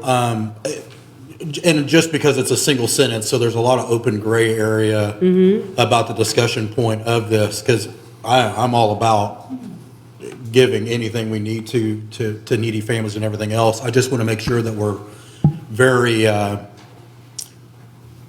pointed at who we're doing this for, because it just says local elementary schools. Does that mean, as Libby said, does that mean public schools? Does that mean our local private schools? I mean, there's multiple private schools on top of our public. I just want to make sure that if we're going to do this, either it needs to be an inclusive or an all-inclusive scenario, and again, that value then changes based on who we're doing these funds for. Yeah, and I think if we say the public schools and we reach out and they can direct us who in the public school, and if we have one school, might have five Yeah. families in need, and the other one has 10. I mean, we're not saying we've got to split it up per school, and that's why I wanted to bring it up for discussion in front of y'all to see, the number you're comfortable with, and then it would be us, on our end, getting the food, putting the baskets together, and if we want to have citizens that want to help, that's the exciting part. So that's kind of one I want to put out there for y'all to kind of get a comfort feel in what you think about it. Have you contacted any of the local schools today? No. Okay, Not yet. I want to make sure too, though, that, we're going to make these phone calls, and I don't want to, we don't know their ability to give out that information, who is considered. Well, they would not be, right? Right, because we're going to, okay, yeah, because I want to make sure that Yeah, we're we're not not gonna get- asking them to, In their privacy, right? right. We're and not gonna it's do gonna be that. Giving away information as to people's financial abilities. Right. And such, so I want to be mindful of that as well. Right, and that's why if we have a contact, like if you're the contact, okay, Nathan, how many families do you have? And then you would be the contact. It's not the direct family, would not be handing it to the family because it would be a privacy thing, right? So I think Right. leaving it to the school and the ones to direct us would be a better way to go, yes. So then are you proposing that we just cut a check to Aledo ISD Food and Service Options? Again, I just want a clear understanding, because again, I don't want to leave anybody out for families that are in need in all of our schools, public especially, but I know Aledo ISD has, certain provisions at the school level and at the ISD level that do provide for these families. But again, I don't want to leave other schools off the board as well. I'm just looking for a clear direction. Well, and if you're interested in helping with that, his buddy is doing the other, if you would help with that with me and say, okay, what's the best way to facilitate it? I'm definitely open to that. Mayor Palmer, is school open next week? Are they in, I don't know. was Are gonna say, they we in have service, are they? At in- least I don't 3 know. hands from the public that have gone up. I think we probably have. We some people that have, can we have speak on some, okay, let's Yeah. start in the audience, Tuesday. one at a time. I think it's a very charitable idea, but I think you're never gonna pull it off by next week. Too tight on our schedule, so we should be looking at Christmas then, right? What I would suggest is accessing a local Parker County charity, because people are already required to qualify. There's some structure and consistency that they already have to administer and apply to, so Are you part of the school system? I'm not, I'm part of the healthcare system. So you know, okay. Sweet, all right. Thank you for that suggestion. Catherine? Hi, we have 7 elementary schools that partner with a program. There's a nonprofit called the Applecats. There we I'm not sure what partnership or work that you do in the city of Rolla Park with this nonprofit, Mhm. but they are in dire need of support. Okay. So they already have eliminated all the barriers that might cause a time constraints to Okay. getting help and need to these families. Okay. So I would strongly urge that you contact them. They have screening processes that have already gone through the waves for the holiday season to help get need to those families. Okay. If you're looking at partnering with the program, a beautiful nonprofit would be Legal Advocates. So Catherine, you could help us with that, and she's saying yes. And then Scott, you can help coordinate with that. Mayor And now Palmer? Rose is raising her hand. Oh, my. This is going to be mentioned a little bit later this evening, but we're actually doing a drive here for Christmas for Children's Advocacy Center of Parker County and also the Animal Shelter. Okay, great. So while I am not at all opposed to supporting advocates, they are an organization that does wonderful things in our community. I've actually done that in the past. I just want to remind folks that we already have a few things in place. And so I want to make sure that those things don't get lost in the shuffle as we look at other ways to expand our giving. Okay, so I think we have the ability to do both. I don't see we're restricted in that. So Scott, are you interested in being involved in that? Yeah, I mean, with your leadership and guidance on how, I mean, again, this was your agenda item. I'm all about helping. Okay. Like I said, I'd love to work with you on this, but again, as mentioned before, it's the 17th of November, and we're talking. And that's why Catherine's saying Yeah. we'd have to facilitate. Catherine, I'd love your help on that, with us to be able to do that. People from the community show up, that you would be surprised by how many servant-hearted people in this room would make it happen by next week. Okay. The Advocates did just have they did just on Saturday send out their Angel Tree children. And so you have to get the gifts to them. I think it's the 6th, 7th, and 8th, or 5th, 6th, and 7th of December. So they already have all of the families right now for that. Maybe we can piggyback with that and give them can we write the check to them? And they already have the families. They already have all of the, selection process done, if you will, that maybe they can also send food with those children's families when they come pick up their gifts, so that we can hit both deadlines. I mean, it's not going to be Thanksgiving, but it's still going to be food for their families. Or can we, sorry, Eric, or can we split the process? Maybe if we decide, I think we need to move something now if we're going to do something for Thanksgiving, because timing wise, and we all have jobs and timing of schedules and everything else like that. Determining a number, splitting that number between Thanksgiving and then just maybe, and again, Andy, this would be through your approval, if we just cut a check to the Advocates for Thanksgiving at this certain time. As long as you make the motion that it's for a public purpose. Okay, so Catherine's going to help us with that. Eric, did you have something to say? Yes, ma'am. Tony, how fast could we actually get a check out? Yeah, that's the other question. How I just quickly can need we? a check request, and I typically do them Thursdays or Fridays, so. Okay. can get it We done can, this week. if we can. Okay, get this it week we recommended. could do it? And Catherine, you may have more information? I just have a question while we're on the subject of nonprofits. You brought up a beautiful point. You have a few that you would like to go over. We have a few programs in our community other than just the Advocates. And if at some point we can put on the agenda, speaking life into those programs, to where they all can have help, as we're building infrastructure, can we build that too? Okay. Just a thought. So you can give me those going down the road, we'll put those on. So we need to figure out how much we want as a council. How much do y'all want to give? I guess the question that I have is this for just Thanksgiving, or we're trying to do something for Thanksgiving and potentially Christmas all at once? Because again, we only have one meeting in December. So we would have to, instead of doing two separate checks, should we think about doing just one and kind of grouping both holidays together? I think I would be okay with going to the higher amount if we are going to do both. And I would advocate we do this quickly tonight in order to get this into the public as quickly as possible. So we're at 5,000, if we have a motion for that. Do we have a motion for 5,000 for, you said charity? Okay.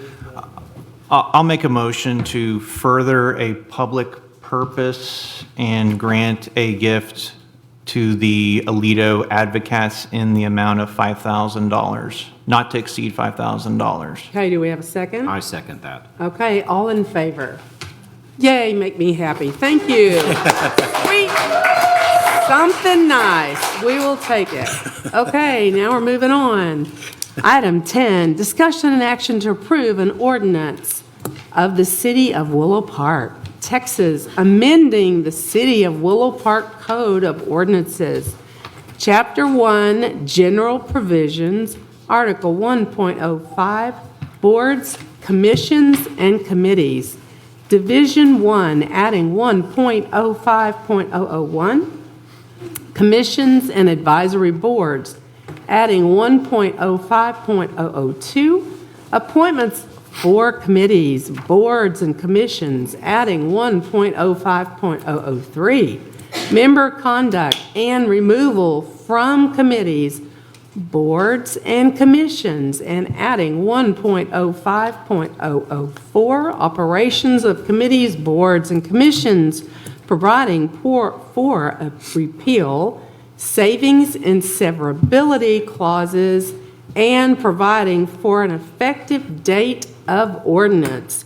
Interim City Manager Tony Fisher and Mayor Pro Tem Nathan Crummell. I'd like to start with two questions. Who directed Tony to draft these changes while she was an assistant city manager when our city manager was still here?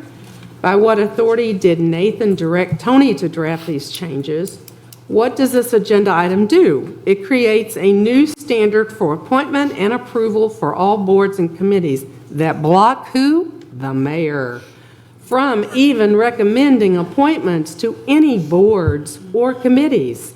This would include the Financial Advisory Committee I've been wanting to begin. Under Section 3 of this ordinance, we are amending our code to add a new process for appointing boards and committees. Under Section 1.05.002, Sub 2, Sub 3, the city staff and the city council shall review all application staff recommendations shall be presented to council, and appointments are made by a majority vote of council. The mayor is not listed, and staff are listed before the council. It is my request to amend this proposed section as follows. 1.05.002, Sub 2, Sub 3, the mayor, council, and staff shall review all applications. Staff recommendations may be presented to the mayor and council. Appointments recommended by the mayor and council are approved by a majority vote of the council. So, Andy, where were the suggestions, amendments taken from? I'd like to remove number 8 under Section 5, amending City Code 1.05.004. This paragraph seems to create a feeling of distrust about citizens we selected to serve on our boards and committees.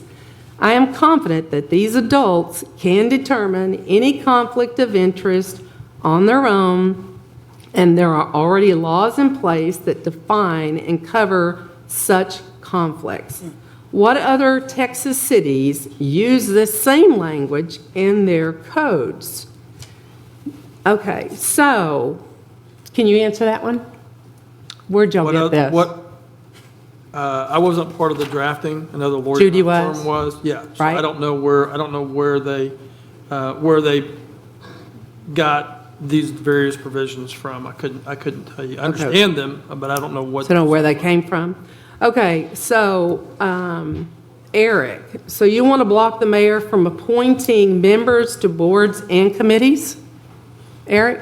Ms. Mayor? Nathan? It says, and you read it, interim city manager Tony Fisher, Mayor Pro Tem Nathan Crummell.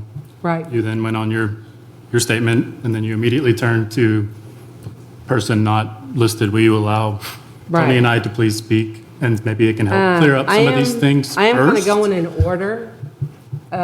So You're when the last somebody one? else comes up here to speak and they're the subject expert, So you You want would to go go- first? Let's don't argue in front of people. Would you like to speak I'm wondering, first? because other people come up here and they're the subject matter experts. Why would we not hear from them first? Okay, Why so would you want to speak? I'm not going to stop you. Go ahead. Well, you already did. You said Go right ahead. Tony Fisher and Mayor Pro Tem Nathan Crummell. Eric. And then what are we supposed to do? Like, maybe we have something that we can bring to you that will help I clear would up some of love this it. before. Have at it. Tony, do you want to start? And I will go after you. Okay, Tony, go ahead. I would like to read my brief, please. The City Okay. of Willow Park currently has no procedures in place for the creation, advertisement, application process, and selection of and for boards, commissions, and committees. The following ordinance creates a definitive, clear, and transparent procedure for city council, city staff, and residents. It should be noted that the ordinance may conflict with some of the provisions of Section 1.05.032 of the Parks and Recreation Advisory Board, but it too will also be revised to coincide with the revision. So this provides a guideline for applying. So you'll see under the committees, boards, and commissions of the 1.05.001, that's the guidelines for submitting applications, what the qualifications are, who maintains those applications, how they are revised, how they are reviewed, and who determines those. If you'll read through that, the mayor and the city council and staff all get recommendations for those. But the city council is the one who is the governing body who votes for those people, appoints them. So that's what this does, is creates a policy of which everyone can follow and be clear and in black and white and understand what the policy is and how to apply for a board, commission, or a committee, which we have none currently.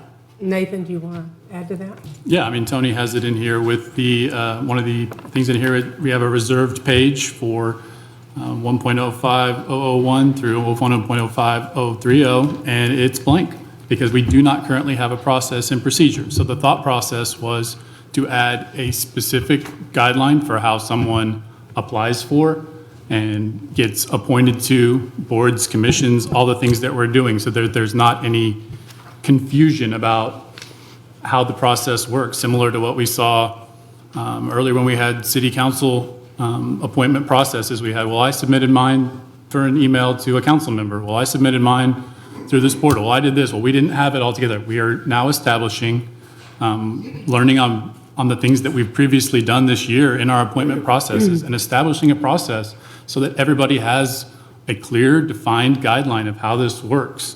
And there's nothing in there that I saw that says that the mayor's ability to make a motion, or not a motion, but a recommendation, or to have a voice in it is removed. And I'm not sure where that's coming from, but we would be fools to not listen to recommendations of appointed officials, and that's what I will continue to do, and you have our ears as always. So I'm not sure where you think this taking of certain powers is coming from, but it is really just to establish a process and to create a way that our citizens have clear, defined guidelines for, hey, I'd like to serve on Parks and Rec. Hey, I'd like to serve on Planning and Zoning. Okay, here's A, B, C, D, and here's what to expect.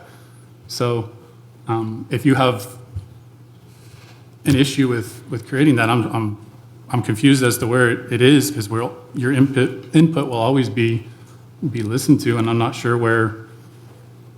Well, you're saying it's clear and defined. Is it clear and defined that the mayor is listed?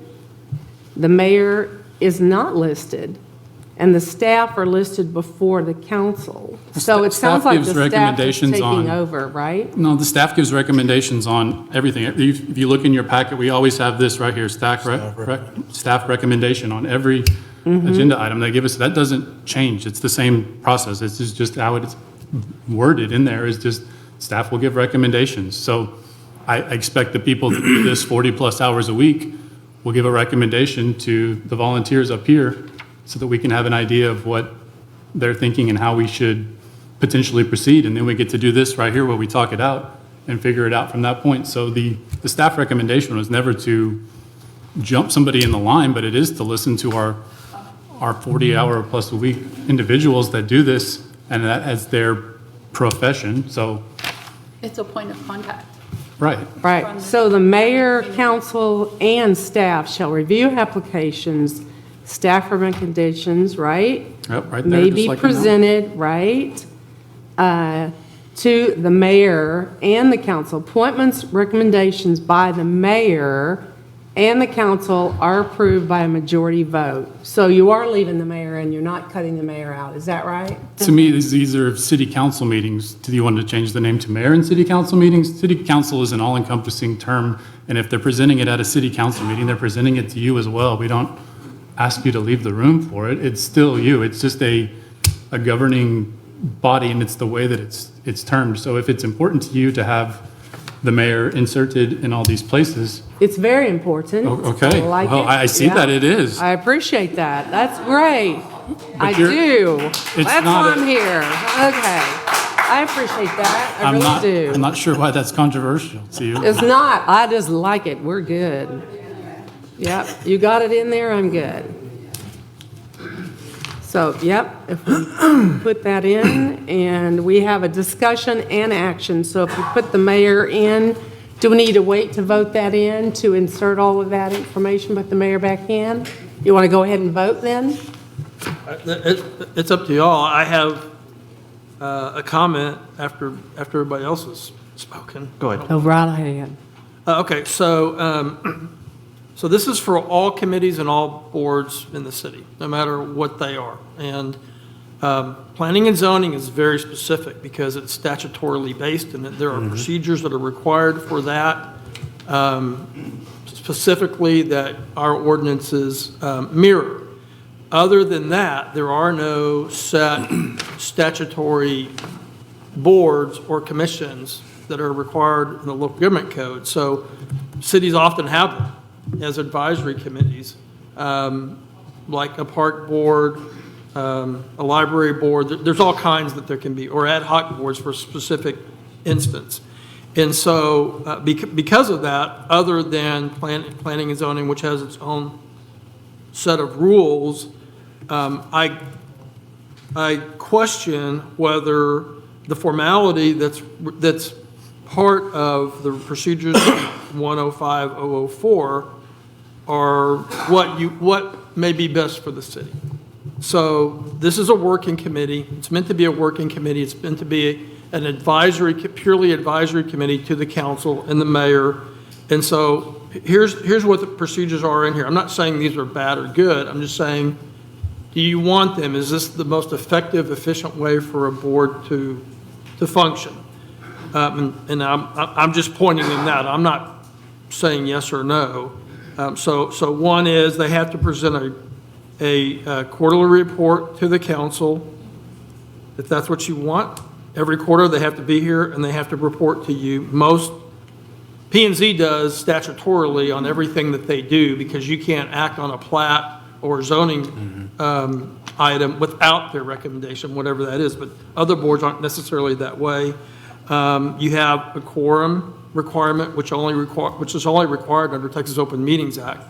If they're not subject to TOMA, then if there are 7 members, 2 of them or 3 of them can function without 4.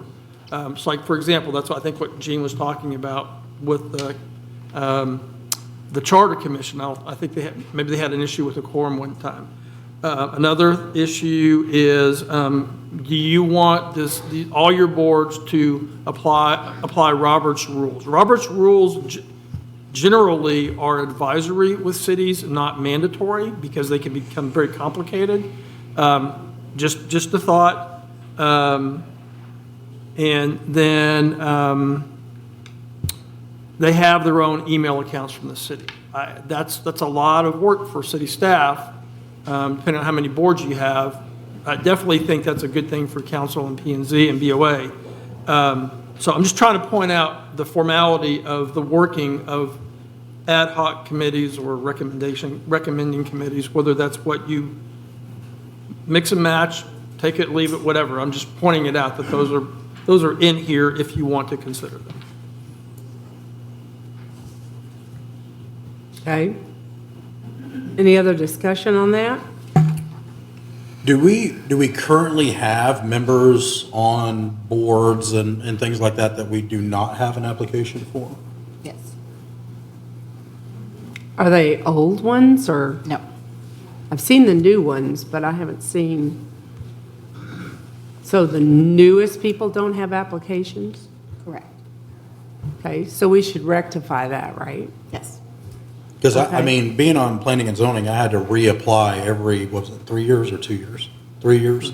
I had to reapply, resubmit my resume every year Okay. to be on there. I know we have some long outstanding members on P and Z, but I know we also have new members as well. And I think it's highly important that we have, obviously, an application process in place for these boards and committees. Dina, you'll take care of that for us? Yes, ma'am. Sweet, okay. Dina? Any other discussion? Okay, so we're going to put mayor back in, and we are going to have a motion to get that taken care of. Anybody want to make a motion on that? What were any other issues on that, Andy, that we needed to? I just wanted you to consider the operating procedures that are included in this. So if we have emails, you're saying, are there like normally 5 people on a board? I mean, that's not a lot of people. Right. We don't usually have more than 5, do we? Or I don't know. Dina? I think 5 is pretty much the number. So that's probably not too cumbersome to do that, right? I mean, if we had 15 or a lot, so is that the only other issue that we should be talking about? All of the procedures, if that's what you want them to abide by. That's all.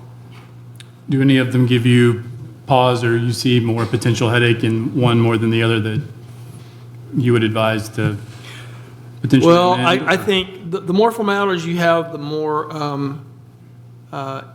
it's going to become more problematic.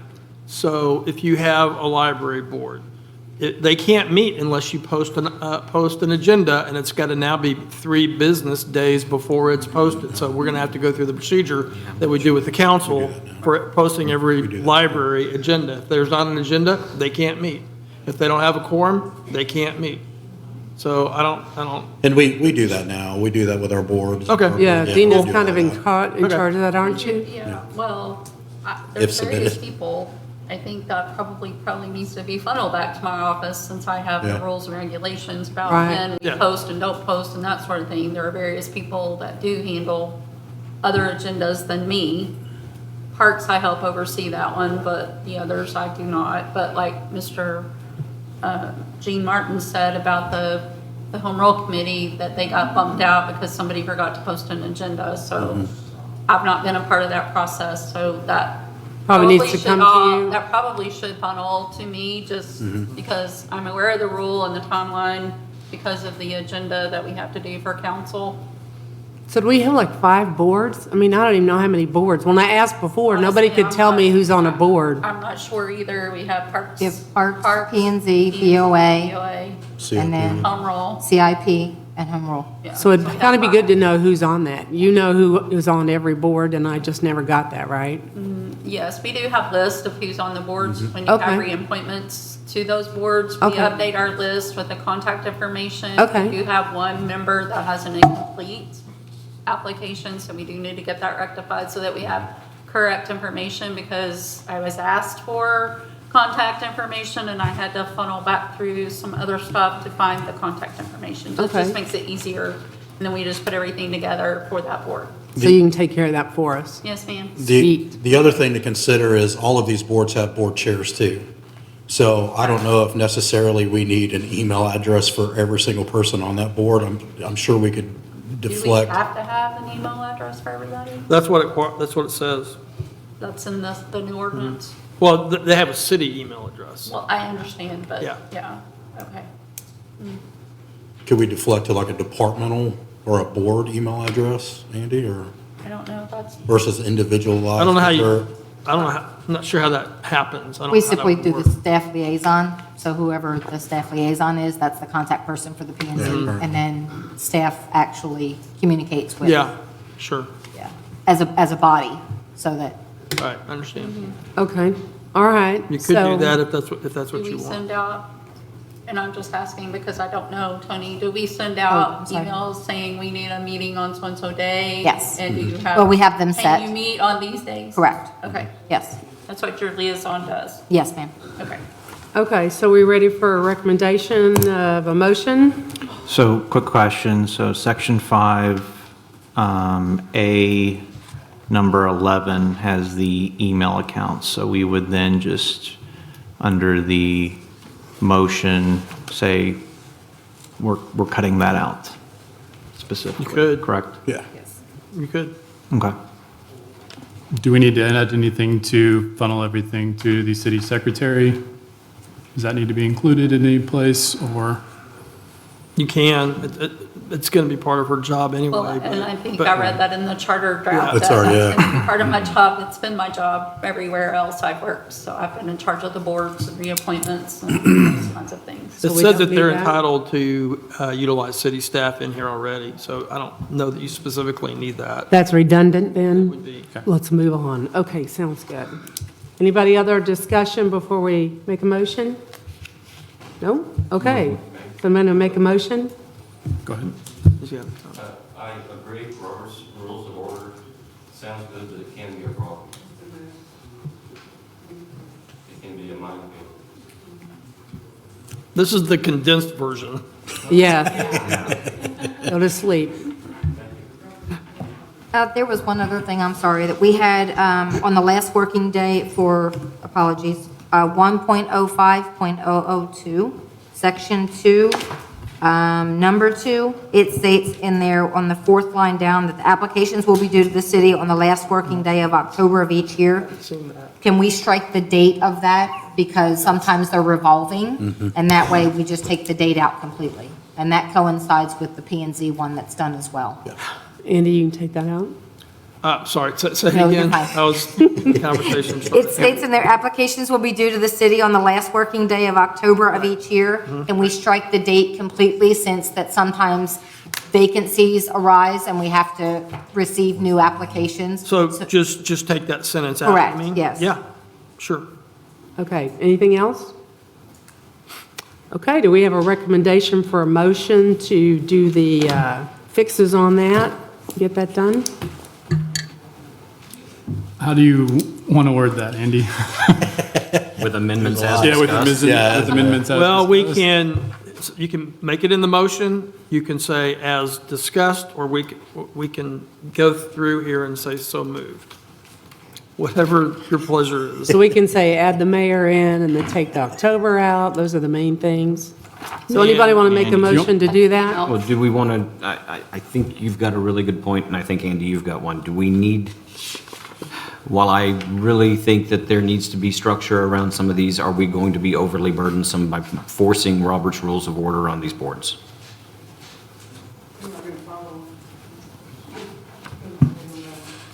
Which is 1.05.004A, number 5.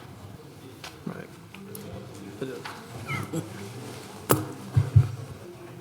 So cut that one out. I would, but. Okay, I'll have a vote. I'm sorry, Okay. before we have a vote, we have some people speaking, oops, on number 10, so I don't want to skip them. Going back to that before we do any kind of vote, we have Dr. Jeanette Kerbin on 10. Mayor? Yes? I think I wrote 10, 11, 12, so if you guys can move on to 11, I can wait for my comment. Okay, how about Judge Roy Kerbin? Do you want to do 10? Here he comes.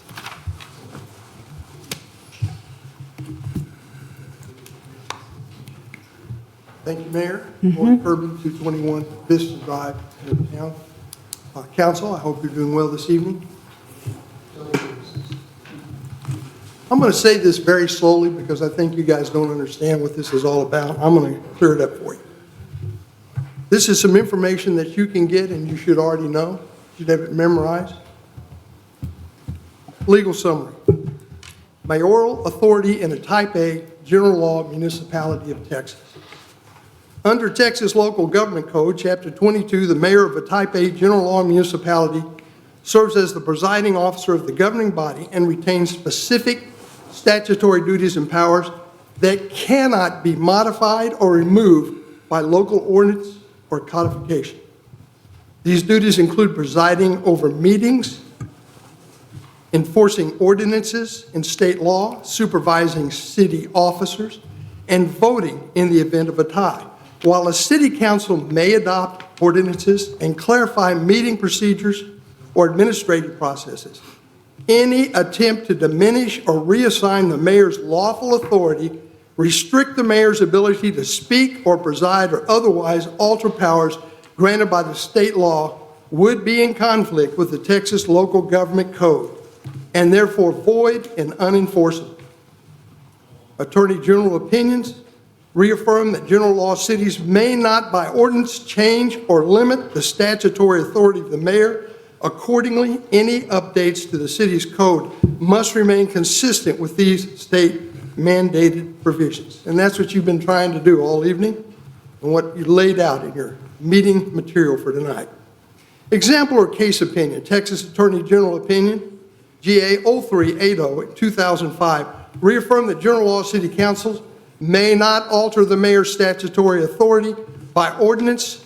Those powers are fixed by state law. Opinion KP 0163 2016.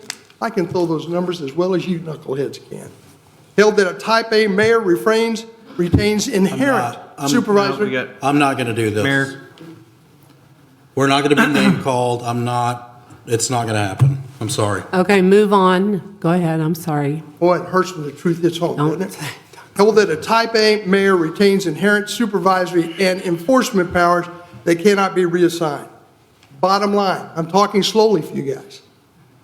If your small type A Texas town is updating or codifying ordinances in a way that removes the mayor's authority to speak, preside, or enforce laws, or reassigns those powers to the city council or administrator, then the ordinances is in conflict with state law and would likely be void and unenforceable.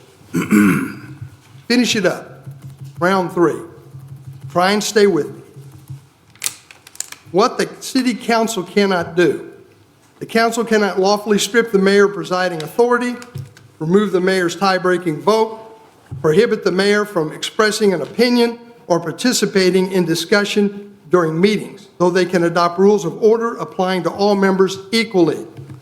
Assign mayoral duties to another officer without statutory basis. Doing so would violate LGC Section 22.037-22.042 and could be challenged as ultra vires, beyond legal authority. I've sat here all evening, I've looked at it, I've read everything. I'm amazed. I guess I came here a little bit upset, had a great conversation with your attorney, but I'm a little upset because we've had men that I have insulted the mayor, insulted a member of the Home Rule Committee, and they were both women. My, oh my. My, oh my. And we have a city councilman that knows federal law and can rule on it. I'm amazed at what's going on here. Am I upset? Yes. And I told my wife I was going to be cool and calm. But even in court, I'm not used to seeing this because I have highly skilled attorneys control the debate around the true issues. That's not happening here. What I see is distraction, distraction, distraction, talk with no real meaning. So am I upset? I'm upset as a taxpayer. I'm upset by you too, the way you talk to the mayor in a disrespect. And it's my understanding that all the teams that are here that work for the mayor. They don't work for themselves. They don't have a separate opinion. They do what they're supposed to do and they back up the mayor. Now, city council can have your own opinion and you can respectfully submit it. I'm not seeing that. And I think most of these people aren't either, which is why they're here. So keep it up. For those of you that I accused of sexual harassment in the interview of a candidate for the city council and also brought religion into the issue of that person's being hired, that issue is not dead. That is just right there, and it'll come up again. So be careful what you say and do here. There's a simple sign on my desk. That's time. There's a simple sign on my desk that says, "Be kind." I don't see that here. I don't see that. Be kind to the taxpayers. Be kind to the citizens. You work for them. I heard you, big boy. Excuse me? Excuse you? Excuse me. No, I will not. I'm Mayor. Okay, we're good, thank you. Comments. All right. Okay, I'm not having it. we're gonna stop right now. We're gonna stop. If we need to take Very a break, uncalled we're gonna for. stop. I know, we're. Are you going to stop. call him on it? Because obviously we're not having it. And I'm done. I'm done with the accusatory comments Okay, against me. okay. Period. Take a break. Everybody go take a break. We're gonna take a 5-minute break. Over it. A 5-minute break. Thank you. We're done for 5 minutes. Take a break. Well, he was public comments and number 7, so he didn't get to speak, so. So he wants to talk where? Yeah, he still wants to talk. Where? Just wanted- Wherever you want him, but he just asked. Okay. Okay. Thank you. Okay, we're live. It is 8:30. We're going to start the meeting again after a short break. I want to go over decorum. I know everybody is passionate about their thoughts, but the speakers may only address the city council, not as individual committee members. So that is part of what they asked me to speak about, and I wanted to mention.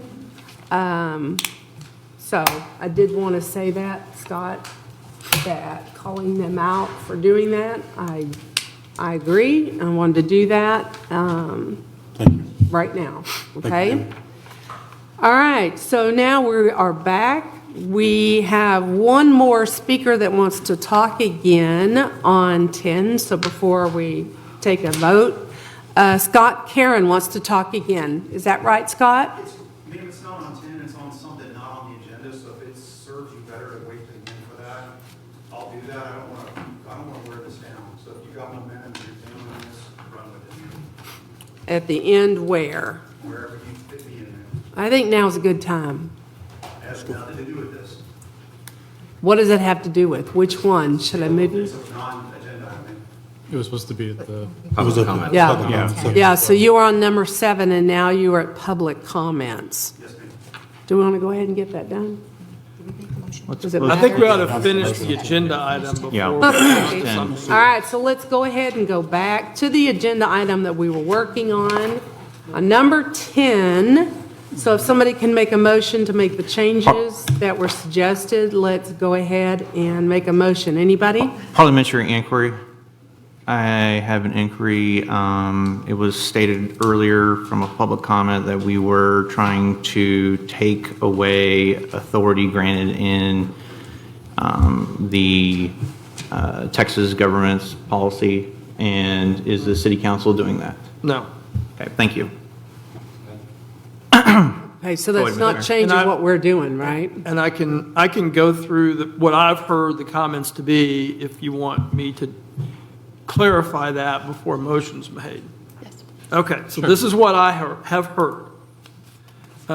This is on 105-002, 2, subpart 2, strike out the sentence, applications will be due to the city on the last working day of October of each year. That's the first change. Second change is 105-02-23, add the mayor in as at various places about reviewing applications and appointments being made by a majority vote, and that includes the mayor. Yes. That you would make That would recommendations, be, right, Andy? yes, both of those. So Okay. that's the second comment that I've heard. Third one is 105-004-5, striking out number 5 about requiring Robert's Rules of Order.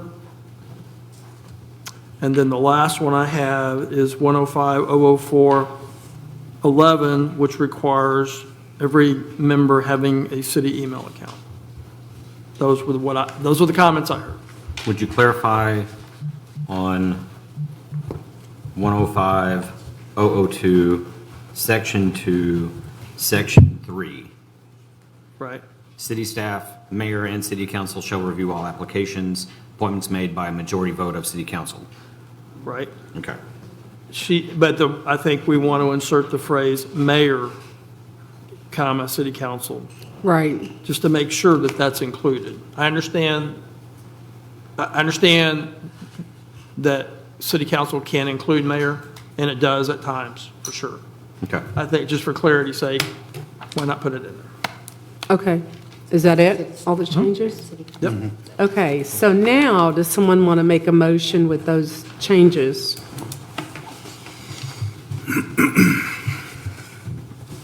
Anybody want to make a motion? I'll make a motion to approve an ordinance of the City of Willow Park, Texas, amending the City of Willow Park Code of Ordinances, Chapter 1, General Provisions, Article 1.05, Boards, Commissions, and Committees, Division 1, adding 1.05.001, Commissions and Advisory Boards, adding 1.05002, Appointments for Committees, Boards, and Commissions, adding 1.05003, Member Conduct and Removal from Committees, Boards, and Commissions, and adding 1.05004, Operations of Committees, Boards, and Commissions, providing for repeal, savings, and severability clauses, and providing for an effective date of this ordinance with the amendments as stated by the city attorney. I second. All in favor?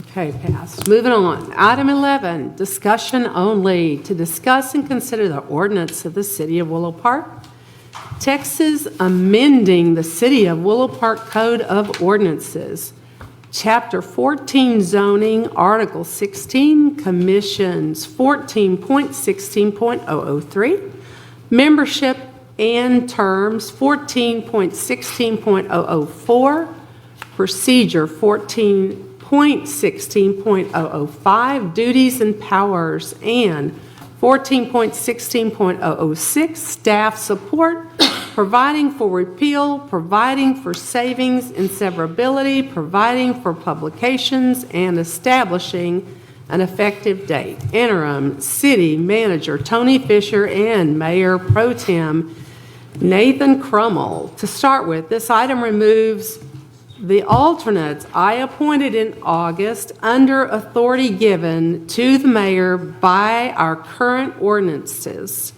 That has been just fine for many years. There have been no P&Z meetings since October. In fact, the last P&Z meeting held was back in March. All the citizens appointed in August are due for reappointment in January. So why are the sponsors of this item doing this? Why are they working to remove appointments I made 3 months ago? I proposed changes to the ordinance includes a requirement that may be unlawful, and I will be recommending removal of the requirement that a resident must own property to qualify for appointment to the Planning and Zoning Commission. Do we really want to prevent anyone renting a home or apartment in this city for serving on this commission? This is not a requirement to run for election and hold public office. The bottom line is, why are we focused on making these changes right now, especially when a new charter will be voted on in May? I requested the red line copy to be included in the packet. Did everyone get the opportunity to review it? Another aspect of the recommended changes for this item are under Section 3, City Code 14.16.004 A and B. These sections seem to again provide staff more authority instead of placing authority with the commission. The commission should have a prominent role in conducting their own business and calling special meetings when necessary.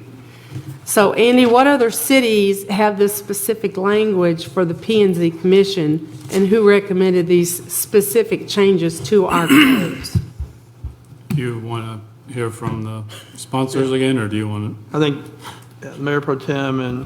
You want to do that? Let's do that. to? I do. And just so, to answer your question, well, government code talks about planning zoning commission members. There, in the statute, there's nothing about alternates. Some cities have those, some don't. But we've You been have had having them. those, You have yeah. had them. I just moved one up from alternate, Understand. right? Sure. Okay. Nathan, you or Tony first. Who wants to talk? Tony, would kick it off for us, please? Before I read the brief on this item, I'd like to share some information. I received an email that stated that changes to this ordinance was unnecessary and that wasted my time and cost the taxpayers a lot of money. It also said that I initiated a bad move because the charter vote is in May. I'd like to inform the sender that our elected officials and the city staff are all stewards of this city, responsible for our citizens and our business owners for continuity, strive for a better future. We do this by creating and improving policies and procedures that benefit the many, not the few, to provide a clean, safe, fair, responsible, enforceable, and sustainable environment in which we live, worship, and work. City staff's organizational responsibilities are to create, amend, and enforce policies as per the directives of the City Council. This includes clarifying and correcting any existing city ordinances which are inconsistent, contradictory, unfair, outdated, and/or unlawful per Texas legislative changes in case law. As a municipality in the state of Texas, the policy expressed in our ordinances are and will remain the laws of the city of Willow Park, regardless of our existing general law type A form of government or the potential of a home rule charter. As to the sender's attack on our staff's use of time and resources, I'd like to say that as leaders in this organization, we offer guidance, support, and respect to the intelligent, committed, and capable professionals within our city staff whose jobs are to provide superior service to our residents and businesses. We make decisions by what we believe is best for our community, and we do it with integrity, honesty, pride, passion, commitment, and care. Our staff knows its value, time management skills, and responsible allocation of our city's resources. For the record, I've reviewed the attorney's invoice for this item, and its total was $366. A reasonable price to pay for a policy which provides consistency, structure, and fairness to all of our residents. If you'll reference the redlined ordinance in the agenda packet, you'll see that in section 14.16.003A1 reads that the mayor made recommendations for the commission places to the city council for the city council's appointment. Section 14.16.003A2 does state that 2 alternates are appointed by the mayor, but section 14.16.003C3 refers to the alternates as alternate commissioners. Taken out of context, this item makes this ordinance contradicting. It is practice that when ordinances contradict one another, the stricter of the ordinance prevails, which means that if the alternates are commissioners and the commissioners are appointed by the council, then the alternate commissioners should also be appointed by the city council. To be clear, the mayor, council, and staff make recommendations for appointments and the revision of which we're looking. To clear this item and make it consistent with the previous item presented and consistent with the city council, who has no alternates, the alternates were simply eliminated altogether, proposing to take effect for the next term in January. Nathan, do you want to explain? No, I think part of it is actually give you credit for this one for when we did our meeting with the establishment of the mayor pro tem, and then we asked about the alternate mayor pro tem, and you said you didn't see a reason for the alternate. And I thought, wow, we've always had an alternate. I used to be that alternate, at least in my time on council, and I don't go way back like Gene does. But during that, I thought, why not review all of it? And then found that we just had alternates to P and Z, and the main issue being we use them if they couldn't meet. Well, why can't they meet? Why can't the group that we put together meet? Well, if they can call their own meetings when they can meet, let the people appointed to do the job when they can do it. And so that was the thought process and how it kind of got started rolling in my mind, and asked Tony to pursue it further and just see if this fleshed out a little bit more. And then, like I said earlier, with the appointment process, just making it clearer, having appointed 4 different council members now, 4 different ways, looking at all of our appointments, boards, commissions, just trying to have a clear process for it, and then letting the people that are appointed do the job that they're appointed to do. That was the goal behind it. It wasn't anything else than to just clarify and to make a motion to make it a little bit more straightforward for everybody here, and how they get there, and how would they, if they'd like to serve, and how they can do it. So the mayor was allowed to place the alternates when we had one of the alternates move into a position that came open, right? Because Scott left. So that was a move, right? So we had an alternate. So I was allowed to name 2 alternates. I just have a problem with all of a sudden saying, you know what? We're going to change the codes and we're going to give these 2 people, which was my question to the attorney. Were you just going to call these 2 people that I named and now we're going to give them a call and say, well, we decided to change this. We want to be consistent across the board. And I'm sorry, y'all are the line of fire and you're just going to be taken out. I just have an issue with that because if I was allowed to do it, I did do it. I just have heartburn on taking the 2 people out. Oh, I and just you do don't that. have to, as Tony just discussed, this won't take place until January. In January, everybody's up for reappointment at that Right. time anyway, so. if So you you're were going to leave as is until January. Well, in January, it would take effect. This is a planning and zoning Right. ordinance, so it has to go to planning and zoning. So we have a planning and zoning meeting tomorrow night, but it is for discussion only, so that we can take what we discussed this evening and take it to planning and zoning tomorrow and explain that to them as well. It will come back to planning and zoning. We'll do a public hearing on it in December, and then it will come back to council in January for decision. So will the mayor be involved in this? You will always be in the recommendation. The mayor would always be in the recommendation, just as staff does recommendations, as does council members. And who does the appointments? The council, as they do in here So I already. did the appointment before. Pardon me? I did the appointment before. It was the council did the you did the recommendation, the council did the appointment. On the alternates. Not on the alternates, because that was the sentence that was not consistent with the rest of the ordinance. Right, so you're now taking alternates out, and you only have a P and Z. That's what you want to do, is take them out.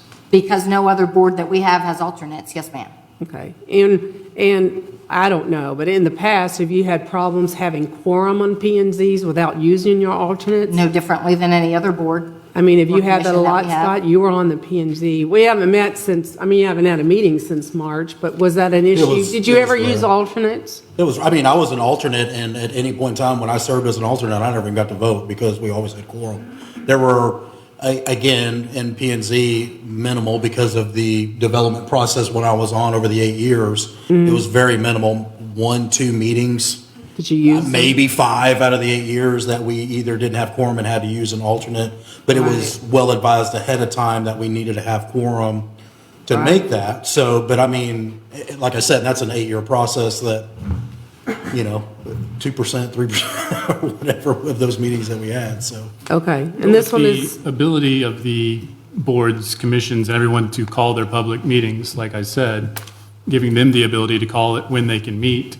Right. Eliminates that heartburn, like, hey, I'm going to be out of town, we're not going to have a quorum. Okay, well, let's schedule a meeting with all the due public notice that's what that's we needed. And so, exactly, so. That's what we did. We would just immediately reschedule for the following week or when everybody, an email would go out, when's everybody available, can we meet this time? And it was a simple process. so maybe we'll have more P and Z meetings? If we have action items, I don't pull them in just to go over minutes. If we have action items and we actually have things that are coming before them, then yes. Other than that, I don't waste their time just to go over minutes for one meeting. So if there aren't any action items that we have, applications that come in for rezoning, or we have a subdivision plat that comes through, yes, those things obviously go to planning and zoning. But other than that, if we don't have any action items, then there's no reason to meet. So we'll postpone it until we do get something. Like I said, that we have one tomorrow night, so we've got 2 rezoning requests on there, one's a PD change and one's a rezoning request that we have on there, and then we also have to review this. So, and we also have, tomorrow night, we have a P&Z, this isn't my commercial, but we have a P&Z training as well. That's at 5:30. And so that is a meeting that's open to the public. If you want to know about planning and zoning, we're going to have Judy that's going to be coming and teaching, because we have some new members, and so that we're all on the same page starting things out. Okay. So, I come from the process, I don't want to meet just to meet. There were plenty of times on a P&Z meeting, we had one agenda item. It took us longer to walk in the building than it did to close that agenda item out and then go home. So it was almost a moot point, other than obviously timing restraints and things like that we had to have so we could get it in front of council. But again, it's a matter of, we've got to have the agenda items on there to have the meetings. It's not a matter of, I don't believe that they're not wanting to meet. It's a matter of we You have haven't nothing moved to meet anything. about? Yeah, we haven't moved anything to, to do it.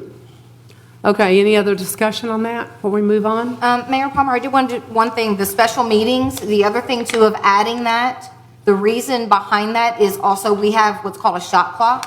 Whenever we have plats that have to be, they have to be reviewed and approved and sent through the process, we only have a certain amount of time to do that. And so if we can't get a quorum, we have to call a special meeting in order to get those through in time. Otherwise, statutorily, they're automatically approved. And so we have to make, we have to make sure that we hit those meeting points, because if we don't, then it's automatically approved and we don't get a say on it. So P&Z is an advisory board, as you know. That recommendation goes to council. So we have a time frame that we need to hit for that. So if we can't have a quorum on Tuesday, which means we have to have 3 people in order to have a quorum. Right. So if we don't have a quorum on Tuesday and we have to call a special meeting on Thursday, well, we can't for noticing, Timing, but let's just, theoretically, in a perfect world, we have to have it on the following Monday. Right. In order to get a quorum, so we can get it on Tuesday's council meeting. So we make sure we get that shot clock and we hit that shot clock. We've got to get that done. So that also adds the special meetings on there as well. So that is the reasoning for that.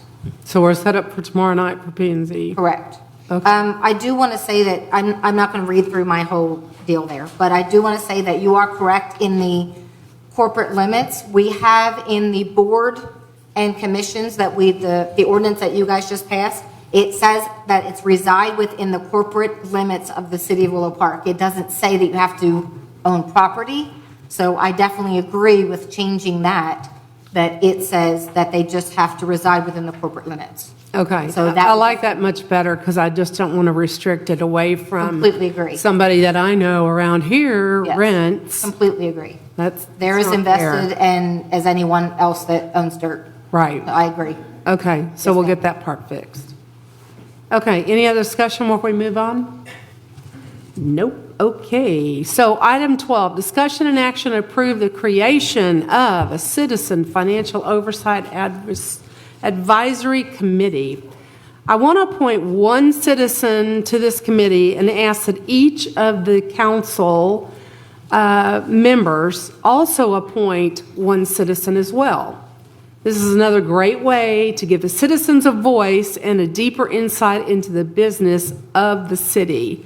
I consider modeling this committee like our TERS board, and the group would meet quarterly to review city expenses. And so we have some people that want to talk on this. We have Judge Roy Kerbin wants to talk on 12. He went home, and Jeanette, I bet, went with him. Okay, 1, 2. All right, and so no one else has on 12. Okay, so we are actually at, do we have any discussion up here on that? Yes, I do. Can you tell us some cities where this has been successful? I do not have that research for you, no. It's just a project that I would like to see, and it's part of the transparency. And I think that looking at the bills and having the citizens do that is a very good practice.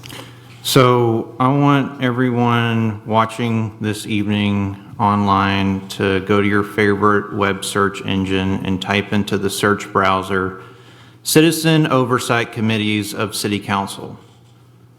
Some of the search results come up with citizen oversight committees actually have some police department oversight, so just exclude that. I'm sure many of you are noticing something interesting in the results. I'm going to read out a few of the more notable cities that come up in the results. The city of New York. I can't even imagine how many more they will get with their new mayor, who, by the way, is a socialist. Portland, Oregon. Minneapolis, Minnesota. Chicago, Illinois. Baltimore, Maryland. And in the mix of all these cities, you see a really common theme. the City of Los Angeles, Berkeley, Oceanside, Santa Barbara, Santa Rosa, Fullerton, Ventura, Garden Grove, Orville, Morro Bay, Larkspur, Novato, San Marcos, San Bruno, not San Marcos, Texas, San Marcos, California, Yuba City, Chula Vista, Escondido, Westminster, Rio Vista, Oxnard, Napa, Mill Valley, Pomona, Elk Grove, Roseville, Antioch, Encinitas, Walnut Creek, Eula, Torrance, and Grover Beach. I counted 31 cities in California in my 15 minutes of research, and I'm sure there's many more. Something else that is shocking, many cities in California are changing the name to Finance Advisory Committee because their constituents are pushing back on the socialist policy. Everyone is wondering, why would the mayor recommend a financial oversight committee, especially like the socialist ones from the state of California, is a good idea? How is this conservative? And the most alarming and important question is why is the mayor trying to make Willow Park more like California? Are you saying I'm a socialist? I'm so confused. What? I think it's a citizen financial oversight committee to watch and see the bills that come in and that we pay. And I don't think there's anything wrong with that. I don't think I'm a socialist for suggesting it. I think it's an inclusion of your citizens that vote for us. I don't think there's anything wrong with it, and I think saying that, inferring that I'm a socialist at all by saying the mayor doing that. So I totally disagree with that. I discredit that, and I still think a creation of a citizen financial oversight committee is a good thing as the mayor and not a socialist. So I really am offended that you would call your mayor sitting here next to you, you would say that. Why would you say that? Didn't call you a socialist. I just said it's done in the socialist state of California. I think you're definitely inferring that. And I will give you that grace. I give you that grace. I'm moving on. I want to talk about the citizen financial oversight and why our council would have a problem with that. Any of y'all have a problem with that? I just have a discussion point. Our citizens have access to our city financials currently, correct? Yes. That was one of the. It's on that beautiful new website. On the new Yeah. website. Right. So I just want to understand your purpose of creating an oversight committee or an oversight advisory committee for citizens to be able to see those charges when they're readily available on our website any given time. I think having a group get together and talk about the oversight of, okay, we're spending too much here or here. Making suggestions, they are not changing it, they are making suggestions, and I think giving our citizens more of a voice is never a bad thing. I We're sitting here listening to them now, they have a voice. I 100% agree, and they So I still like have that full idea. voice at the individual level versus relying on a committee. I'm not saying yay or nay on this, I'm just saying why create an advisory committee of 5 people speaking for 8,500? When everybody has the right to walk in this room, They do. ask You're these right. questions, go to a website, see what our financials are and everything else. Just another board to maintain for what they can do now. So we don't want them to have an input on that. They all have it, everybody Everybody has has an an input input. every As a week. board, you don't want to create a board, right? I don't. I don't see. This would be in So nobody wants a contradiction. board. This would be in contradiction of the Texas Constitution, Article 1, Section 2, inherent political power, Republican form of government. There's no wonder this has been done in Texas. I couldn't find a single Again, city in what? Texas. Eric, it has been, I just looked it up, there's quite a few of them. I can't find it. Okay, so basically, we're saying that it's not conservative. Not everyone here is conservative. And I don't think that I know I as the mayor, and I think y'all too, you serve, if you're calling that out and saying, well, it's a socialist, it's a democratic, it's a thing like that, we serve Democrats and Republicans. You do, I do, knocking on doors, I know I did, and I think the same thing. So I think calling it one way or the other is shading it in a bad way, and I don't understand why you would do that and try to say that the citizens are not allowed to have a board, to have a when I'm asking y'all to name someone. I'm asking each one of you to name someone to be on it. I don't understand the I negative. name every 8,500 citizens that are here. to But be not a able to do board. that. Not a board. You don't want a board. This is growing government. Wrong government? This is growing Again. government. We have a citizen. Grow. Okay. Go ahead. You have a comment? Yes, Melanie, thank you for taking my comment. Uh-huh. This is a little bit of a mission creep in growing government. The only way I would support this is if it was written in it that they are prohibited from ever having any binding authority. That is the only way I would support planning that they have access by open records request of all the bills. There's audited, posted on the website of previous year's finances. This is 100% like trying to run a marathon with your hand over your mouth. You're growing government. But if you do it, I want it written in there that they are expressly prohibited from ever having any binding authority. Okay, so basically it's up to the council, and it sounds like the council, we need to, my recommended motion was going to be to direct the staff to begin working on ordinance to create a citizen financial oversight advisory board named by every council member. So, do we have a second for that? I don't think we have a first. No first? No, ma'am. No second? All in favor? Okay, so we have no citizen involved in that. We have one citizen involved in finances if they want to be. We have no official committee. Right. Died for lack of a second. Right. That's what Okay. happened. Perfect. Right, so Paul, did you want to speak on the next one? Good evening. I'm Paul Kenny, 509 Deer Pond. Yeah, actually, 10, 11, 13. I also misread the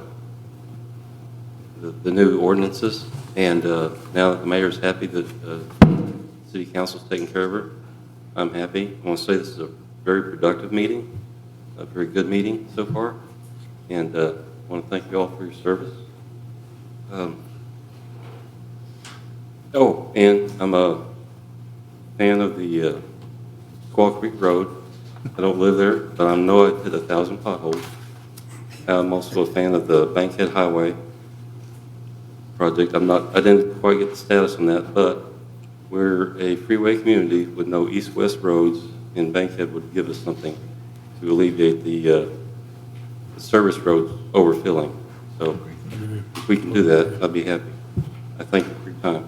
Okay, thank you. Thank you, sir. Thank you. Now, item 13, discussion and action to consider approval of amending ordinance 802-19, an ordinance of the city of Willow Park, Texas, amending chapter 1, general provisions, article 1.03, city council division 2, governance policy and rules of procedure 1.03.035, meetings, subsection M, agenda, providing the mayor and the city administrator have control of the city council agenda, including supplements and amendments, providing for a savings clause and severability clauses, and an effective date.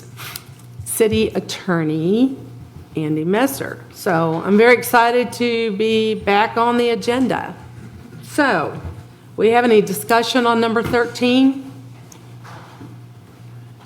Okay, do we have a recommended motion? Yes, on the October 14th, 2025 council meeting, everyone up here agreed to a timetable of how we were going to do our agendas. So the question is has anybody failed to live up to those expectations?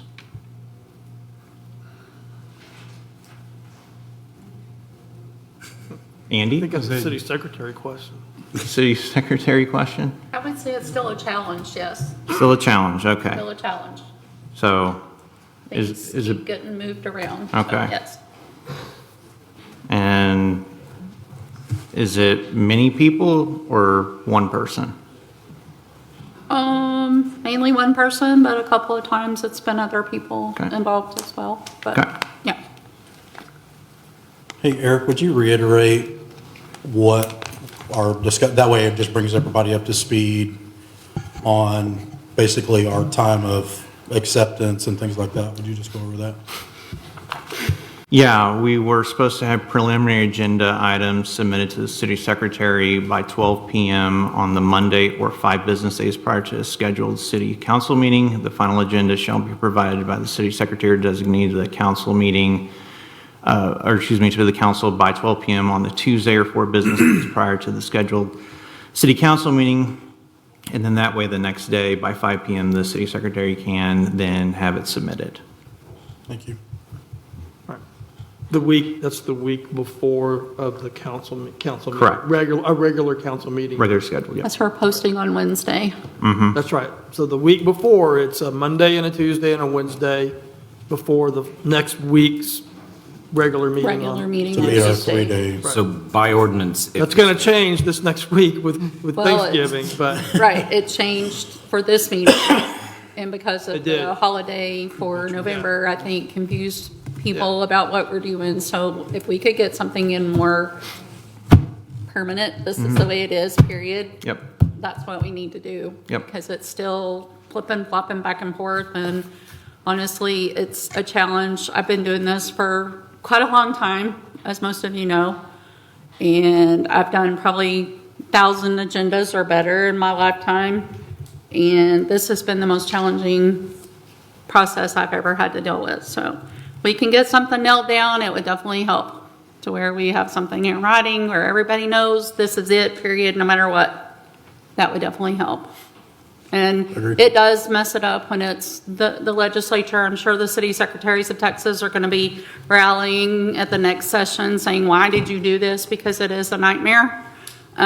Changing the dates back 2 more days, that just pushes things out a little, it makes it a little tougher to deal with. But yeah, if we can get something more permanently in writing with a deadline, that would be great. so this goes through, then basically, I mean, if it's not in your hands by noon on the deadline of that date, then it does not get included. Period, full stop. That was the by intention ordinance. from what I understood, yes, sir. 12:02, too late. That was my intent, that's what I understood, yes, sir. Okay. Since we implemented this, have we met our deadline? Like in the preliminary trials? No, we went past on this meeting for tonight. We went past the deadline till 3 or 4 o'clock, I think, on Tuesday. We were still being asked to make changes or do something different or whatever, so. And for the October 28th meeting, did we have some as well for that? I'm sure we did, but honestly, I can't remember. I'm sorry. I have a lot going on personally, and Yep. I honestly don't remember. So I made the concession to bring the mayor back into it and restore that in there. So I'll ask, Mayor, have you met the deadlines? I don't know exactly. The deadlines have moved and played back and forth. I know that I've spent a lot of hours on every agenda, and as these agendas are very detailed, I mean, you're talking about 20 items. That's a lot of information. I think Andy and I were going to have one meeting, and he was in trial, and we had to wait on that. So that is part of your challenge when you're trying to be hard and fast and making all these deadlines a certain date. That some things happen that's out of our control. So if Andy's in a trial and he can't talk and we can't go over the subject and things like that, so things are going to happen. So if you want to be hard and fast, you've got to be living in this world to know that things are going to change. So I can't give you date and times, but I know he and I had that one challenge, yes. That's true. Right? Dina, are these coming in, are they coming in past work hours also? There has been a couple of things that come in at late at night, like 10, 11 o'clock at night. Okay. Although I'm usually not asleep at that time of the night, I Well, still. don't look at the city phone or email at that Outside time. of your timing purview and where we should be Yeah, I at do in not, agenda no. acceptance. Well, so there's, to fill this out a little bit further, what you were talking about a minute ago, which is there a deadline for when the agenda items need to be with the city secretary so she can prepare the preliminary agenda? That deadline's not in here. That can Right. still be self-made. It could be in here, but it's not. So it presumes that their agenda item request verbally in writing. Well, when I She first- can make the preliminary. When I first started working here, we sent out a preliminary agenda on Tuesday before it posted on Friday, and I think in the past 4 or 5 months, we have not sent a preliminary, and that went out to all the city council, all the senior staff. Yeah. So if there was, and the mayor, and so if there was any changes that needed to be made, they wanted to add or delete or whatever, then they would get that back to me prior to like Thursday, and then we Yeah. posted on Friday. Yes. But we've not had that, they don't get a preliminary, they haven't been getting a preliminary until it's like on the deadline on Tuesday before we post on Wednesday. So as But we part need a of trying to contain and further this process, what we have tried to do, these deadlines, hard and fast, haven't been strictly met, but they've been loosely met. Yeah, And it is working, in my view, it's working better than it was when I started. yeah. And so what we've tried to do is create a soft deadline of the Friday before the Monday, when the preliminary agenda is. That Friday, she's got to have those agenda items by that noon. So that gives her one business day to put her preliminary agenda together. Now, that's not in here, and that's a working, functioning system procedure that we have implemented.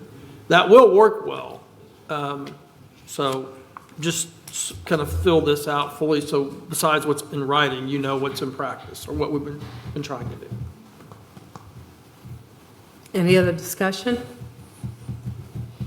Your discussions with Andy, are we talking in like I know y'all have your meeting, you said I think it's Monday, usually, is that's just to make sure that the legality of every item on there is worded as it probably It's should be? encompassing. It's encompassing. It's a lot, it's definitely that.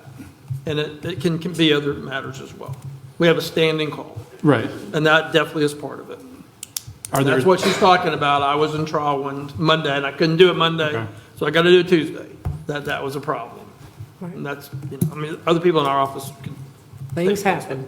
Things happen. Yes, they do. Can you speak to what happens, say, if we had something on there that was wrong, like if you didn't get a chance to meet and we stuck to a hard deadline and like, look, I was in trial and I couldn't meet. Well, no, our deadline is this time, and we You just we go missed on. something. You just got to go on. Right, or we could make a motion to table, I guess at that point, if there was something that was, You mean on the agenda? right, when we get to that point, like we got to the point where it was supposed to, and you didn't get to talk on the topic as much as you potentially wanted, you still have mechanisms available to, Yeah, it happens, that happens. She has the right to postpone things. Sure. And any council member can make a motion to do that. So if it's on there and it's not quite ready, that's the remedy. If it's not on there, then you're going to have to wait the full cycle to get it back on for a special meeting if it's important, which is fine. You just got to know you're going to have at least a week and a half before you can have another special meeting. right. I'm just trying to weigh the differences of Yeah. like, how much is this does a strict deadline, like, help us versus punish us versus, this call that we have. I think obviously. I agree it's helpful. I think she's the one that needs to speak to it. This is your world. I live in this world. I think it's very helpful to have deadlines because then everybody knows it and you are working that. But we have to have a deadline. If we don't, it's going to go up till the very last second. Yeah. I've learned that in the last 4 or 5 months. It's going to go all the way. I was caught here until 5:30 one evening on a July agenda when my husband was in ICU at the hospital because of things. Oh no, wait, we got to do this. I can't do that. I need a deadline I don't need it coming at me at 3:30, 4:40 on the day that it's being posted, period. That needs to be posted by noon at the latest, in my opinion. I agree. On the day that it has to be posted, whether that's a Wednesday, a Friday, or Monday, whatever day it is. It should be no later than noon, period. That gets it out to the community, that gets it out to the staff, to the city council. Council needs to decide, do you still want the preliminary agenda like we used to do the preliminary, to where you see what's actually coming up and now, oh, wait a minute, I want to add this, or now you add your comments. We need to get those comments put in so that we can get those on the agenda. So we do need deadlines. You've got six or seven people up here doing stuff, making changes, and you got a panel of attorneys doing stuff, and then you got internal staff members that are saying, wait, no, we got to move this and change that and move this, and not saying I can't do it, it's just unnecessary. I don't know what the challenge is here, but it's just unnecessary. It should not be this hard. Just saying. I've never had this much challenge in my career, so. Didn't you have input? Well, I have two comments. One, I guess I should have read this language before, but I didn't. I don't see how the language in here even helps. It doesn't, it was done by council. It has to be added. It was not done. This ordinance hasn't been approved yet. It was done prior to the change in the way we now have to publish the agendas. That's one thing. So I'm not sure how that works, but my question is, in looking at this, I can't tell how this fits in the context of other parts of section 1.03, because online municipal code only shows 1.04. So there's a whole lot of information missing. This ordinance, When might we get that published so we know how this actually works? this ordinance was not codified by the previous administration that was here prior, back in 2019 when it was approved. And so I'm still working with the codification company to get that taken care of. No, but I mean, I'm just explaining, that's the reason why it's not online, but we are working on it to get it resolved. Thank you. Okay, any other discussion? How do we give this the teeth it needs? To hold everybody to this to where it makes your You're job asking easier? me? I'm asking you, I'm asking Andy, I'm asking. Andy, you had a recommendation about the items? I mean, I think you could, okay, so like 103.035M1, the sentence says the mayor, or any, second sentence says the mayor and any council member may either verbally or in writing request an item be placed on a future agenda. You can say that that request must be made, whatever, by 12 p.m. on Friday or 6 business days prior to the scheduled council meeting. So then that's a Friday before the Monday preliminary agenda and before the Tuesday final agenda. You could do something like that. That's what we've been trying to do. Right. It would put it in law. Right. So, and if there's other things you think that are helpful, I mean, I've tried to put some process in place to make everybody's lives easier. And for sure, yours, you're mainly, but. And do we still think 2 people setting an agenda is going to be the best path forward to getting what we need, which is agendas, good agendas set on time, so that way we're not, trying to get done by the last minute or after, and, just stop the confusion and scrambling. So you're trying to take the mayor out again? I asked everybody up here. Okay. I actually think we're okay on this one, Eric, because if you look at 101.03.35M1, the mayor and/or city administrator or designee shall set the agenda and have control over the agenda. But at Section 2, the preliminary agenda shall be provided by the city secretary. So the final agenda being put out is in Dina's hands. So the mayor gets to go put everything she wants on the agenda, and everything still works, but that final, stamp of approval, here is verily, this is what we're putting out, that's, the official comes out of Dina's desk. Got it. And on number 7, in that same area. That's not how that works. It's not? No. How it works is you got to get everybody together to finalize it, to tell her it's final and it is good to go in final form.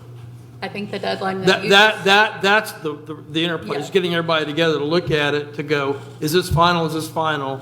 And this process gets it semifinal, final, and then it's got to be, do it, Done. right? Nobody, Right. yeah. No backing. The mayor and or No city backing. manager have to say, it's final, do it. And if that doesn't happen, it doesn't, But it needs to have a deadline for that finality. I know. By the mayor and or. I'm just saying, it's not her carte blanche just doing it. It's, I don't you mean know, carte it's- blanche, but she's, Right. yeah. Right. Okay. I think if we have a hard deadline, and I'm not saying that we can't wiggle on some of that Yeah. if something happens one way or the other, but we can't wiggle a lot, because if we start doing that, then we're right back in the boat we're in. We need to have an understanding with everybody concerned, whether it's department heads, mayor, council, attorney's office, whoever. We need to get everything we need to Dina by Friday, no later than noon on Friday before, 6 days, whatever. And that's the 6 days agenda. because- for the agenda. So there's two parts to that. There's the agenda, which is what we're going on, these 3 pieces of paper or 4, and then there's the packet. And the packet's not the same, and the packet follows the agenda. Sometimes it's there when the draft agenda is there, and sometimes it's not. Most of the time, it's not. So just That's an afterthought, FYI, right? yeah. Just so everybody knows, this is like a fluid process. Yeah, Nobody it's not- sees it behind the Okay. scenes, but that's what happens every meeting. So we're setting deadlines that we have, and then we also are moving on to start making motions. Is that right? And going back to my original question again is on item 7, says the city administrator may remove an item from the consent agenda items by providing notice to the city council prior to the convening of the meeting. Should we change that to the person who, or the sponsors of the agenda item can remove it versus having someone else be able to do it? Does that make sense? Yeah, I mean, so that's not addressed in your provisions you have. Right. So it has it for who can put it on, anybody can put it on. And it has who controls it, who people control it, or the designees. It doesn't say who has the right to remove. Some cities' procedures have that, some don't. What I commonly see is whoever the sponsoring person is that puts it, that's the only person that can remove it. But then that can make your agenda lengthier, because that person is not in control, potentially. Say you make, you say, city secretary, I want to add this agenda item. Well, then it's up to the mayor and the interim city manager to control that. You don't even know the final version. So we've already But addressed if you say if you submit it and it can't be removed without your permission, then it's going to be on there. And there might be 20 people that put something on there. Just, or may not, you shall know. We've already discussed this, haven't we? It's not Previously, in here. kind of went over that, but we didn't put it in there. Okay, I may have forgotten, I don't recall that. And 7's just a consent agenda, it's not the regular agenda. Right, he's talking about a Right. regular agenda. What are y'all thoughts? I think the mayor and I did cover that in one of our calls with Andy. I don't know that it necessarily found its way anywhere on the paperwork here, but obviously if you are a sponsoring member of an item, the idea was to be able to also remove said item from it based on what we discussed. Obviously, that was always going to be, I think, the thought in that process, if I remember correctly. And then, obviously, you still have the option to request that we table an option, or an item if we do get to that point and say, hey, I'm not prepared to speak on this as a sponsoring member. I'm make a motion to table this item until further information. So we do have that as well, but I agree that it should be, if you put it on it, if you meet the deadlines, you should also be able to remove it as well. Should we modify this again to include that, or are we able to just pass this through and you have the edits? I've written down what y'all are talking about, so, if you want to make a motion that adds that in there, that's fine. I don't need more time to take it back. Adds what specifically? Go over it That again. only the sponsor of an agenda item can remove the agenda item from an agenda. So in other words, if one person tells city secretary, I would like this item agended, only that council person, not you or the interim city manager, can remove it from an agenda. That's what he's saying. In that. Correct. Yes. Do you have a question? No, I'm just, Yeah, we have citizen comment. Doesn't it make sense, though, to add that kind of a check and balance to a process is nothing more than adding more cumbersome to the process. If an item is put on the agenda and the sponsor decides they want to table it, couldn't they then do that at that council meeting? absolutely. Sure. You could. And not add that kind of check and balance into the process? Just say, I'm sorry, we Not prepared. leave it alone for now? I guess the thought is you could have someone who doesn't agree with that agenda item, then just keep removing it from the agenda, and it never gets to be talked about. Have we seen that problem, Eric? No. No, I we just have not. want a clarification on here. I got it. I mean, it does, the sentence in here says the requested item shall be included on the next agenda of a regularly scheduled meeting, but no later than the second regularly scheduled meeting after the meeting request unless otherwise agreed by the city council. So there is a check in there that it's got to be at least 2 meetings later. So that kind of does that same thing, kind of. Right. Not quite the same, but It's, yeah. it not is a quite. check. Needs to be split in half where the statute addresses the final agenda and internal directive addresses the draft. Does that have to be in the statute? Does the draft have to be in the statute? No, none of this has to be in the statute. It's only in here to make her life 100% better. Yeah. That's why it's in there. I have another. If, for instance, airport to put an agenda item over on there to sort of press down the mayor has the privilege to demand to go to closed door. So you're talking about a personnel item. And so if it's a personnel item listed, A city officer. yeah, so if that's on personnel, it could be open session or closed session. It's that officer's decision. The one that's voted the councilman? Yeah. Yes, it is. That's by statute. That's in the Open Meetings Act. So, I mean, that's going to be followed no matter what, regardless. Yeah. I think it goes more to just protect that, hey, if I'm in favor of something and someone else isn't in favor of it, and they have the power to remove it, then, hey, I'm passionate about this, but, Tony's not, then I don't want to talk about that, or we're not ready for that yet. Well, I'd like to talk about it. Well, I have ultimate control. Then it takes away that. And so that would be, I would hope too that in this process that if there were items that somebody thought needed to be removed, that we could reach out one-on-one beforehand to come to a resolution. But yeah, I see the value too in putting something on there just to say, hey, I sponsored it. I'd also like to be able to remove it.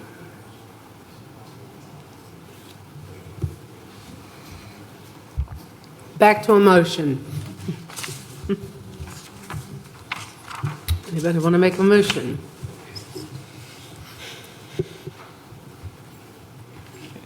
Ian, what's your recommendation on how to make the motion since we have several edits on there? Well, the only thing that it's not in this current version right now is the one provision about the sponsor, only the sponsor can remove an agenda item. Everything else is from the last council meeting. Do you want to put the timeline on there? Yeah, we don't have a timeline But we don't have a timeline for the Friday before the preliminary Monday agenda. So we could add that as well. Please have that, Okay. Yeah. Yeah. That's, please. So those would be the two changes that are not currently on here. So it would be, the items would be submitted no later than 12 noon on the Friday or 6 business days prior to the scheduled council meeting. That's what it would be.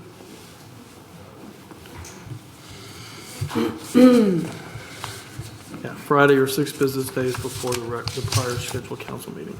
Okay. That's what it would Somebody be. want to make an emotion on that?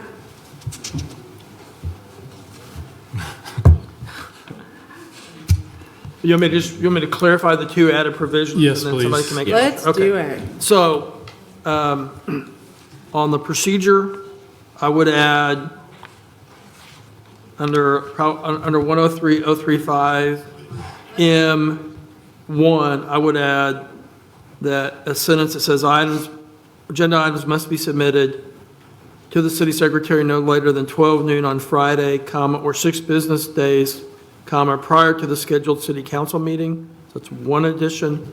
The second addition is only a sponsor of an agenda item may remove that agenda item. And that would be also in 103.035 M1. Both of those changes would be in that one section. and my question on that is, it says city admin here, but to add them on there. This is the consent agenda. Okay. This is at a council meeting, in a council meeting. Okay, sorry. In process, and it's only on the consent agenda of that agenda. Got it. Okay, now So it's different. I'm good with you now. Got it.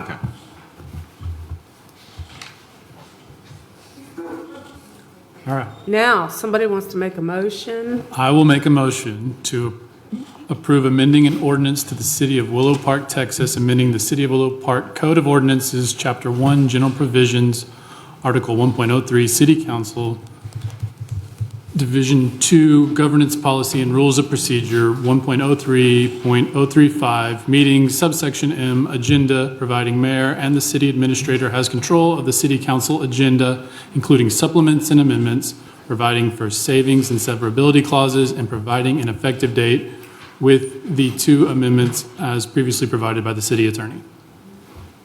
Okay, second. Do we need to state the ordinance number? Or did you? We don't usually. I don't think This we was an need to. amendment. We might. It's on this agenda item. Okay. Everybody understands it? Okay, second. I'll second. All in favor? Okay, done.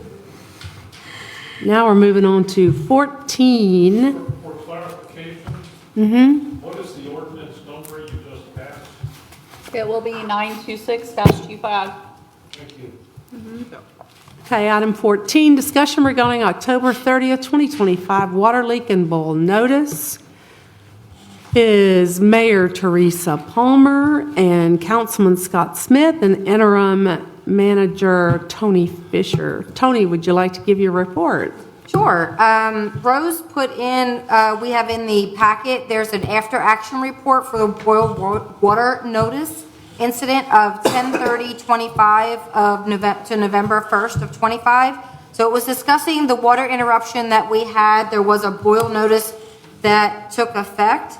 And basically, essentially going through everything that happened from the part that it happened, clear down to when the boil notice was lifted, and the incident synopsis of kind of, if you will, of the after effect of that.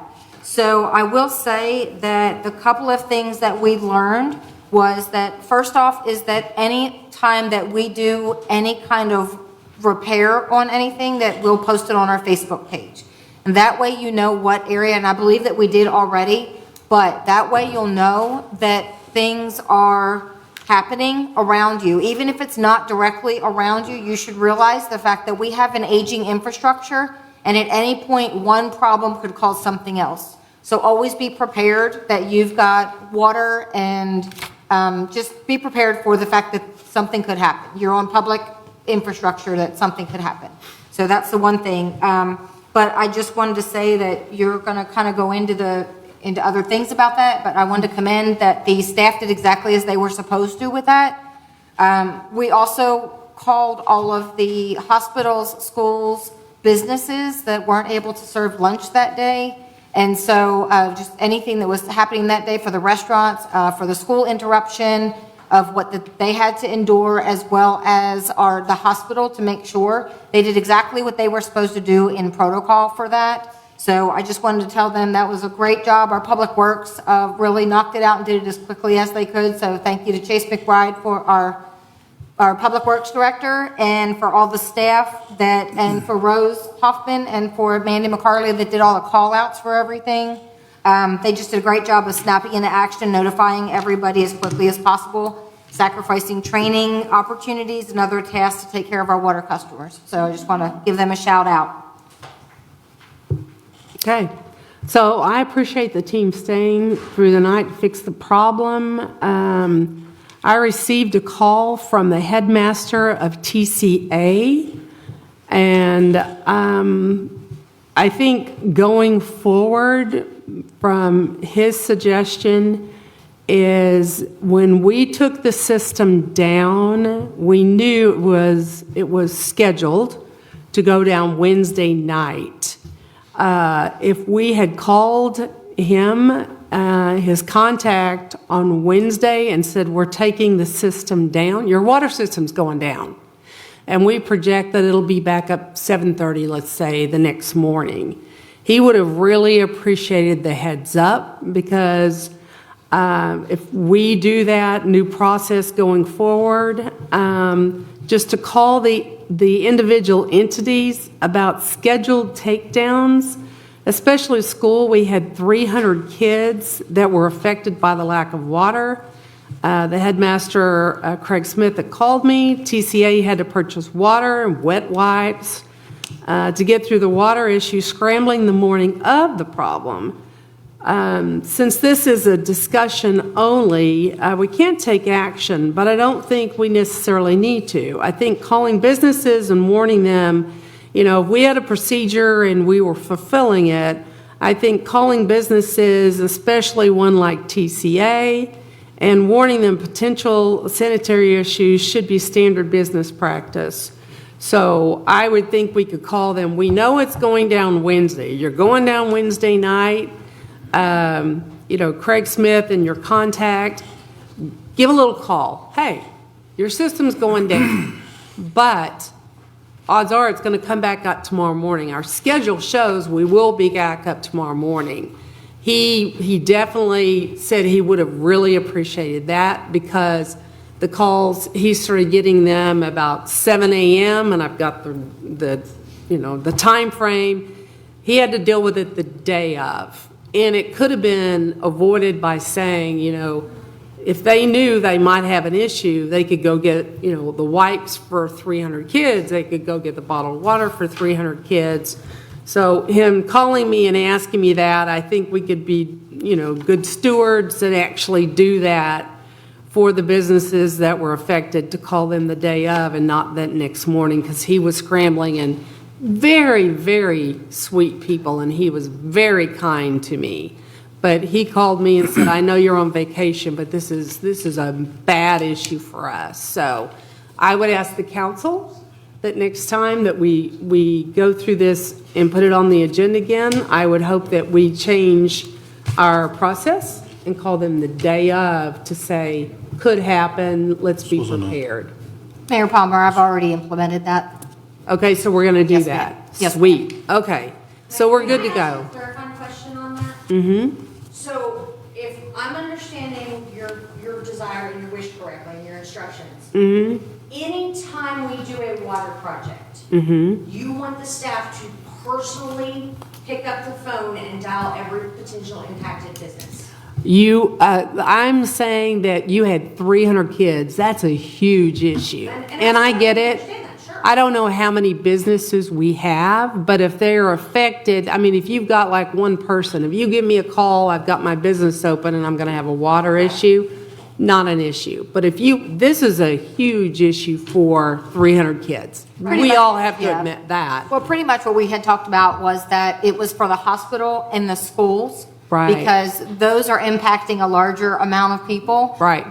contacting all the businesses, say, this might happen or it might not. We don't want to cause panic and everybody closing schools and things of that. So we did say that based on this situation, Right. that's something, and based on Mr. Smith's recommendation and request, Right. is that we do understand that it's a terrible inconvenience. The water, they did not need the wipes. The water was safe to wash their hands, but I understand the bottled water situation. Right. And that was why I said with an infrastructure as we have, they need to be prepared for those things. That could happen at any time and we don't have notice. Right. So I think it's a little on both sides. We can perhaps, implement something that we can talk to the hospitals and the schools. We have 2 schools in our city limits to tell them that this could potentially affect you. Right. It wasn't supposed to affect him. Right. And so that was the whole thing. We can't project something that we don't know. So, but to your point and his point, we understand the fact that he has responsibilities as well, and he does. isn't calling school at 8 o'clock in the morning going, well, never mind, buses, turn around, because we got no water. So we're going to kind of do our part a little bit, and we ask that the businesses and the schools and that also do their part by preparing for this a little bit better. Yeah, that would be great. I Yeah. think that's what he's asking Yes, for, and I yes. think us doing that, we're good neighbors. Agreed. And they are businesses who are so important, as are the individuals, for this city, so that's great. So Yes. that's all we need to do. Yeah, the other thing that we've done to prevent this from happening again is we have an automated call-out system that we utilize, and we utilized that the day before this. TCA did not get a call because they did not have anyone signed up for our call-out system. We have since rectified that issue. Yeah, he asked that we make a call to him, not a phone. I think his superintendent, he said, was fine to give it to a superintendent, so we have his contact Yes. information now, and so that will be fixed in the future. And I did verify Yes, that with him. yes. So we're good there. Yep. Okay, we're moving on to executive We got it. session. Before, I was going to say before. let's, You also had something to say? Okay, so you want to Public talk, comment. Scott, Karen, right now? Okay, go ahead. I want to preempt this, I'm not an engineer. I don't have any knowledge about the dam on Squaw Creek Golf Course. I am not aligned with any real estate company. I have no dog in the hunt of that land sale, nothing. I live there and look at it, but I don't care about it. But there's a bunch of different images where they're selling the land down there, and in the proposed land plot is the dam. That's an earthen dam. Not an engineer. I have experience from risk management about earthen dams. That's my view of it. So if you sell that or allow the sale of it, which is where effluent water goes to that reservoir, whatever money we spent to put that there, and they sell that, I think GDRA owns that. Does anybody know who owns that? CERA owns it. Yeah, so if you sell that and they give it to a private entity or whoever it is, it's a homes association, zero chance. I don't say that very often. There is no chance they're going to bond or have the money to do repairs on that dam in the future. So if you allow them to sell that dam and cede control of it to someone else, whoever that is, a homes association, if I was an 8-year-old kid, I'd be on that thing. If I was a 10-year-old kid or an 8-year-old kid, I'd be digging on it.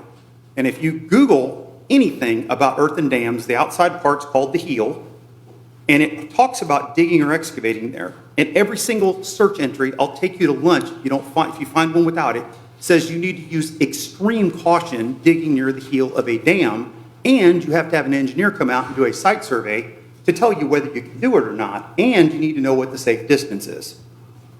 And I'm guessing none of that's going to be done. So if you sell that piece of property and a homes association gets it, my guess is they have a lifespan, a guaranteed lifespan.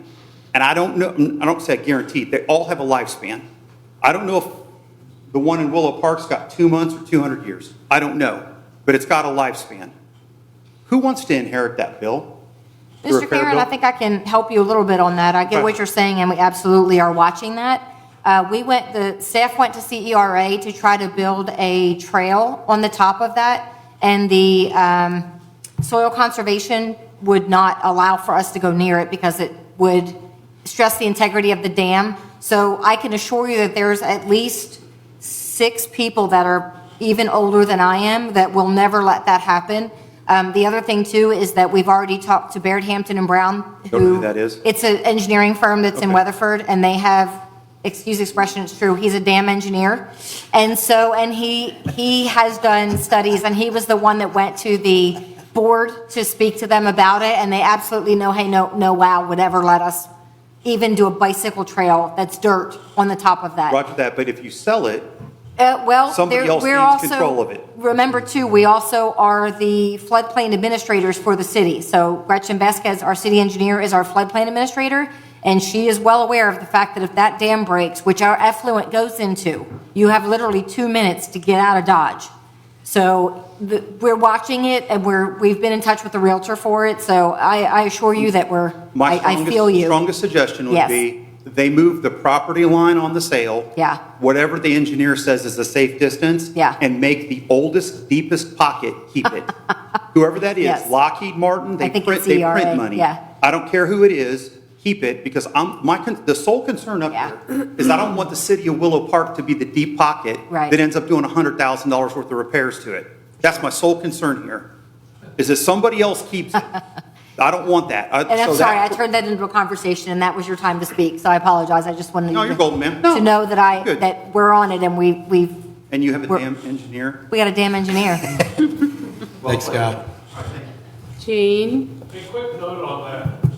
GDRA spent $500,000 on that dam, raising the level 5 feet and lowering the drop-off things a couple of feet, and put it in 2 3-foot culverts, and dug that big trench down through there in '97, and it cost well over $500,000 to do that. I just don't want Willow Park to take Just it. tell me. That's, I don't want that. That's bad. Thank you for being aware. And I apologize for the outburst here. On a personal level, on a professional level, I was embarrassed by it. I'm sorry that happened. Okay, so we're going to go on executive session in accordance with the Texas Government Code, Chapter 551, Chapter D. The City Council will recess an executive session to discuss the following. Item 15, Section 551.071, consultation with attorney, City of Willow Park versus Half and Associates. Item 16, Section 551.071, consultation with the city attorney regarding pending or contemplated litigation, Dean Bell Ranch Development and East Bankhead Highway claims of Aledo, Fort Worth against Willow Park. Item 17, Section 551.074, personnel matters, Assistant City Manager Tony Fisher, Assistant City Manager Michelle Gelker, Public Works, Chase McBride, Finance Director Andy Saylor, Utility Billing Clerk Priscilla Brown, Chief Building Official Randy Law, Certified Permits Technician Christine Rosas, City Engineer Gretchen Vasquez, City Planner Chelsea Kirkland, Parks Director Mandy McCarley, Communications and Marketing Director Rose Hoffman, Fire Marshal Code Enforcement John Charlie Schneider, Assistant Fire Marshal Code Enforcement Kevin Lockwood, City Secretary Dina McMullen, Police Chief Ray Lacey. Item 18, Section 551.074, Personal Matters Review of City Manager Resumes Received. The time now is 9:48. I'm gaveling out. Thank you.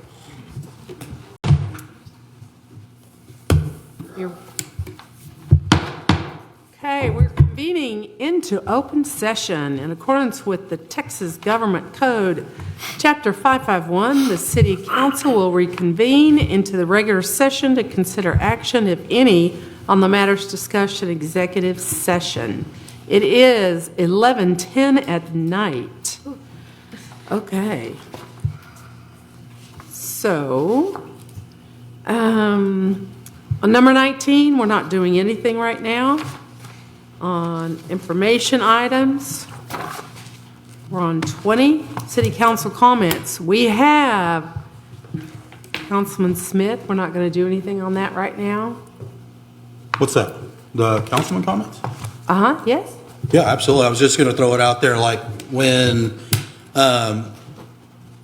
just as a good faith effort there on being responsive and professional when we are working with our staff members. I've seen some emails go back and forth that are very short, and I get we all have jobs, we all have things we have to do.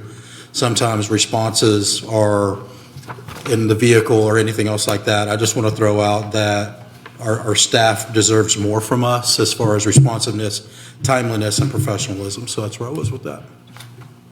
Okay, and Eric? I just want to wish everyone a happy Thanksgiving. I hope everybody gets to be with their families and just have a great day. And if you're traveling, I hope your travels are safe and you're able to get to where you need to be safely and return home safely. So, Thank happy you. Thanksgiving. Okay, item 21 is interim city manager's comments. Tony? I just want to thank the veterans for their sacrifices for themselves and their families, for the safety and security of our country. But I have something on there that I haven't put, and I got to tell you. So, Mandy and Gretchen have been officially received notification of being awarded a grant to connect sidewalks, street crossing, and add bike lanes to Meadow Place Drive and Kingsgate Park. Nice. Great. That's awesome. All right. Just found that out today, and so they don't have a lot of information on it yet, but super excited, and it is an 80-20 deal, but even still, it's a win. It's a definite win. So it is. Great. It is a Congratulations. That's fantastic. Yes. So thank Okay. you. Item 22, mayor comments. Nothing. Got nothing. Okay, item 23. This is a lot. You're I'm just going to read it. hoping we can wait. I know. You're going to read it. That's why it's written on there. Oh, Just we read do it. want to go ahead and No, do no, it. no. Just, that's for everybody. It's already written. Read Okay. it at your leisure. So we don't need it. Yep. We got our tree lighting. We got angel tree gift ties. We got Fluffy Friends gift box. Done. Okay, so future agenda items requested by mayor, city council, or staff. We don't have any right now. May I So- add one? Okay. I'd like from Michelle, whenever she's feeling better, I hope she gets better, an update on the wastewater treatment plant, how we're doing with that. And I know we were waiting on some parts. I think it was a separator, last I heard. From what I understand, there is a, I don't know. Never mind. Yeah. Wrong project. I was thinking of the station. That's what it is. Yeah, sorry. Okay. Well, there you go. But yeah, just a little update on that one and maybe time frame if we've got one. So thank you, Chase. Okay, is there a motion to adjourn? I'll make a motion, we adjourn. Second. Second. Second, everybody. Race. All in favor? We're out. Okay, it's 11:14 at night. We're done. Thank you. Is that a record? Mayor Palmer.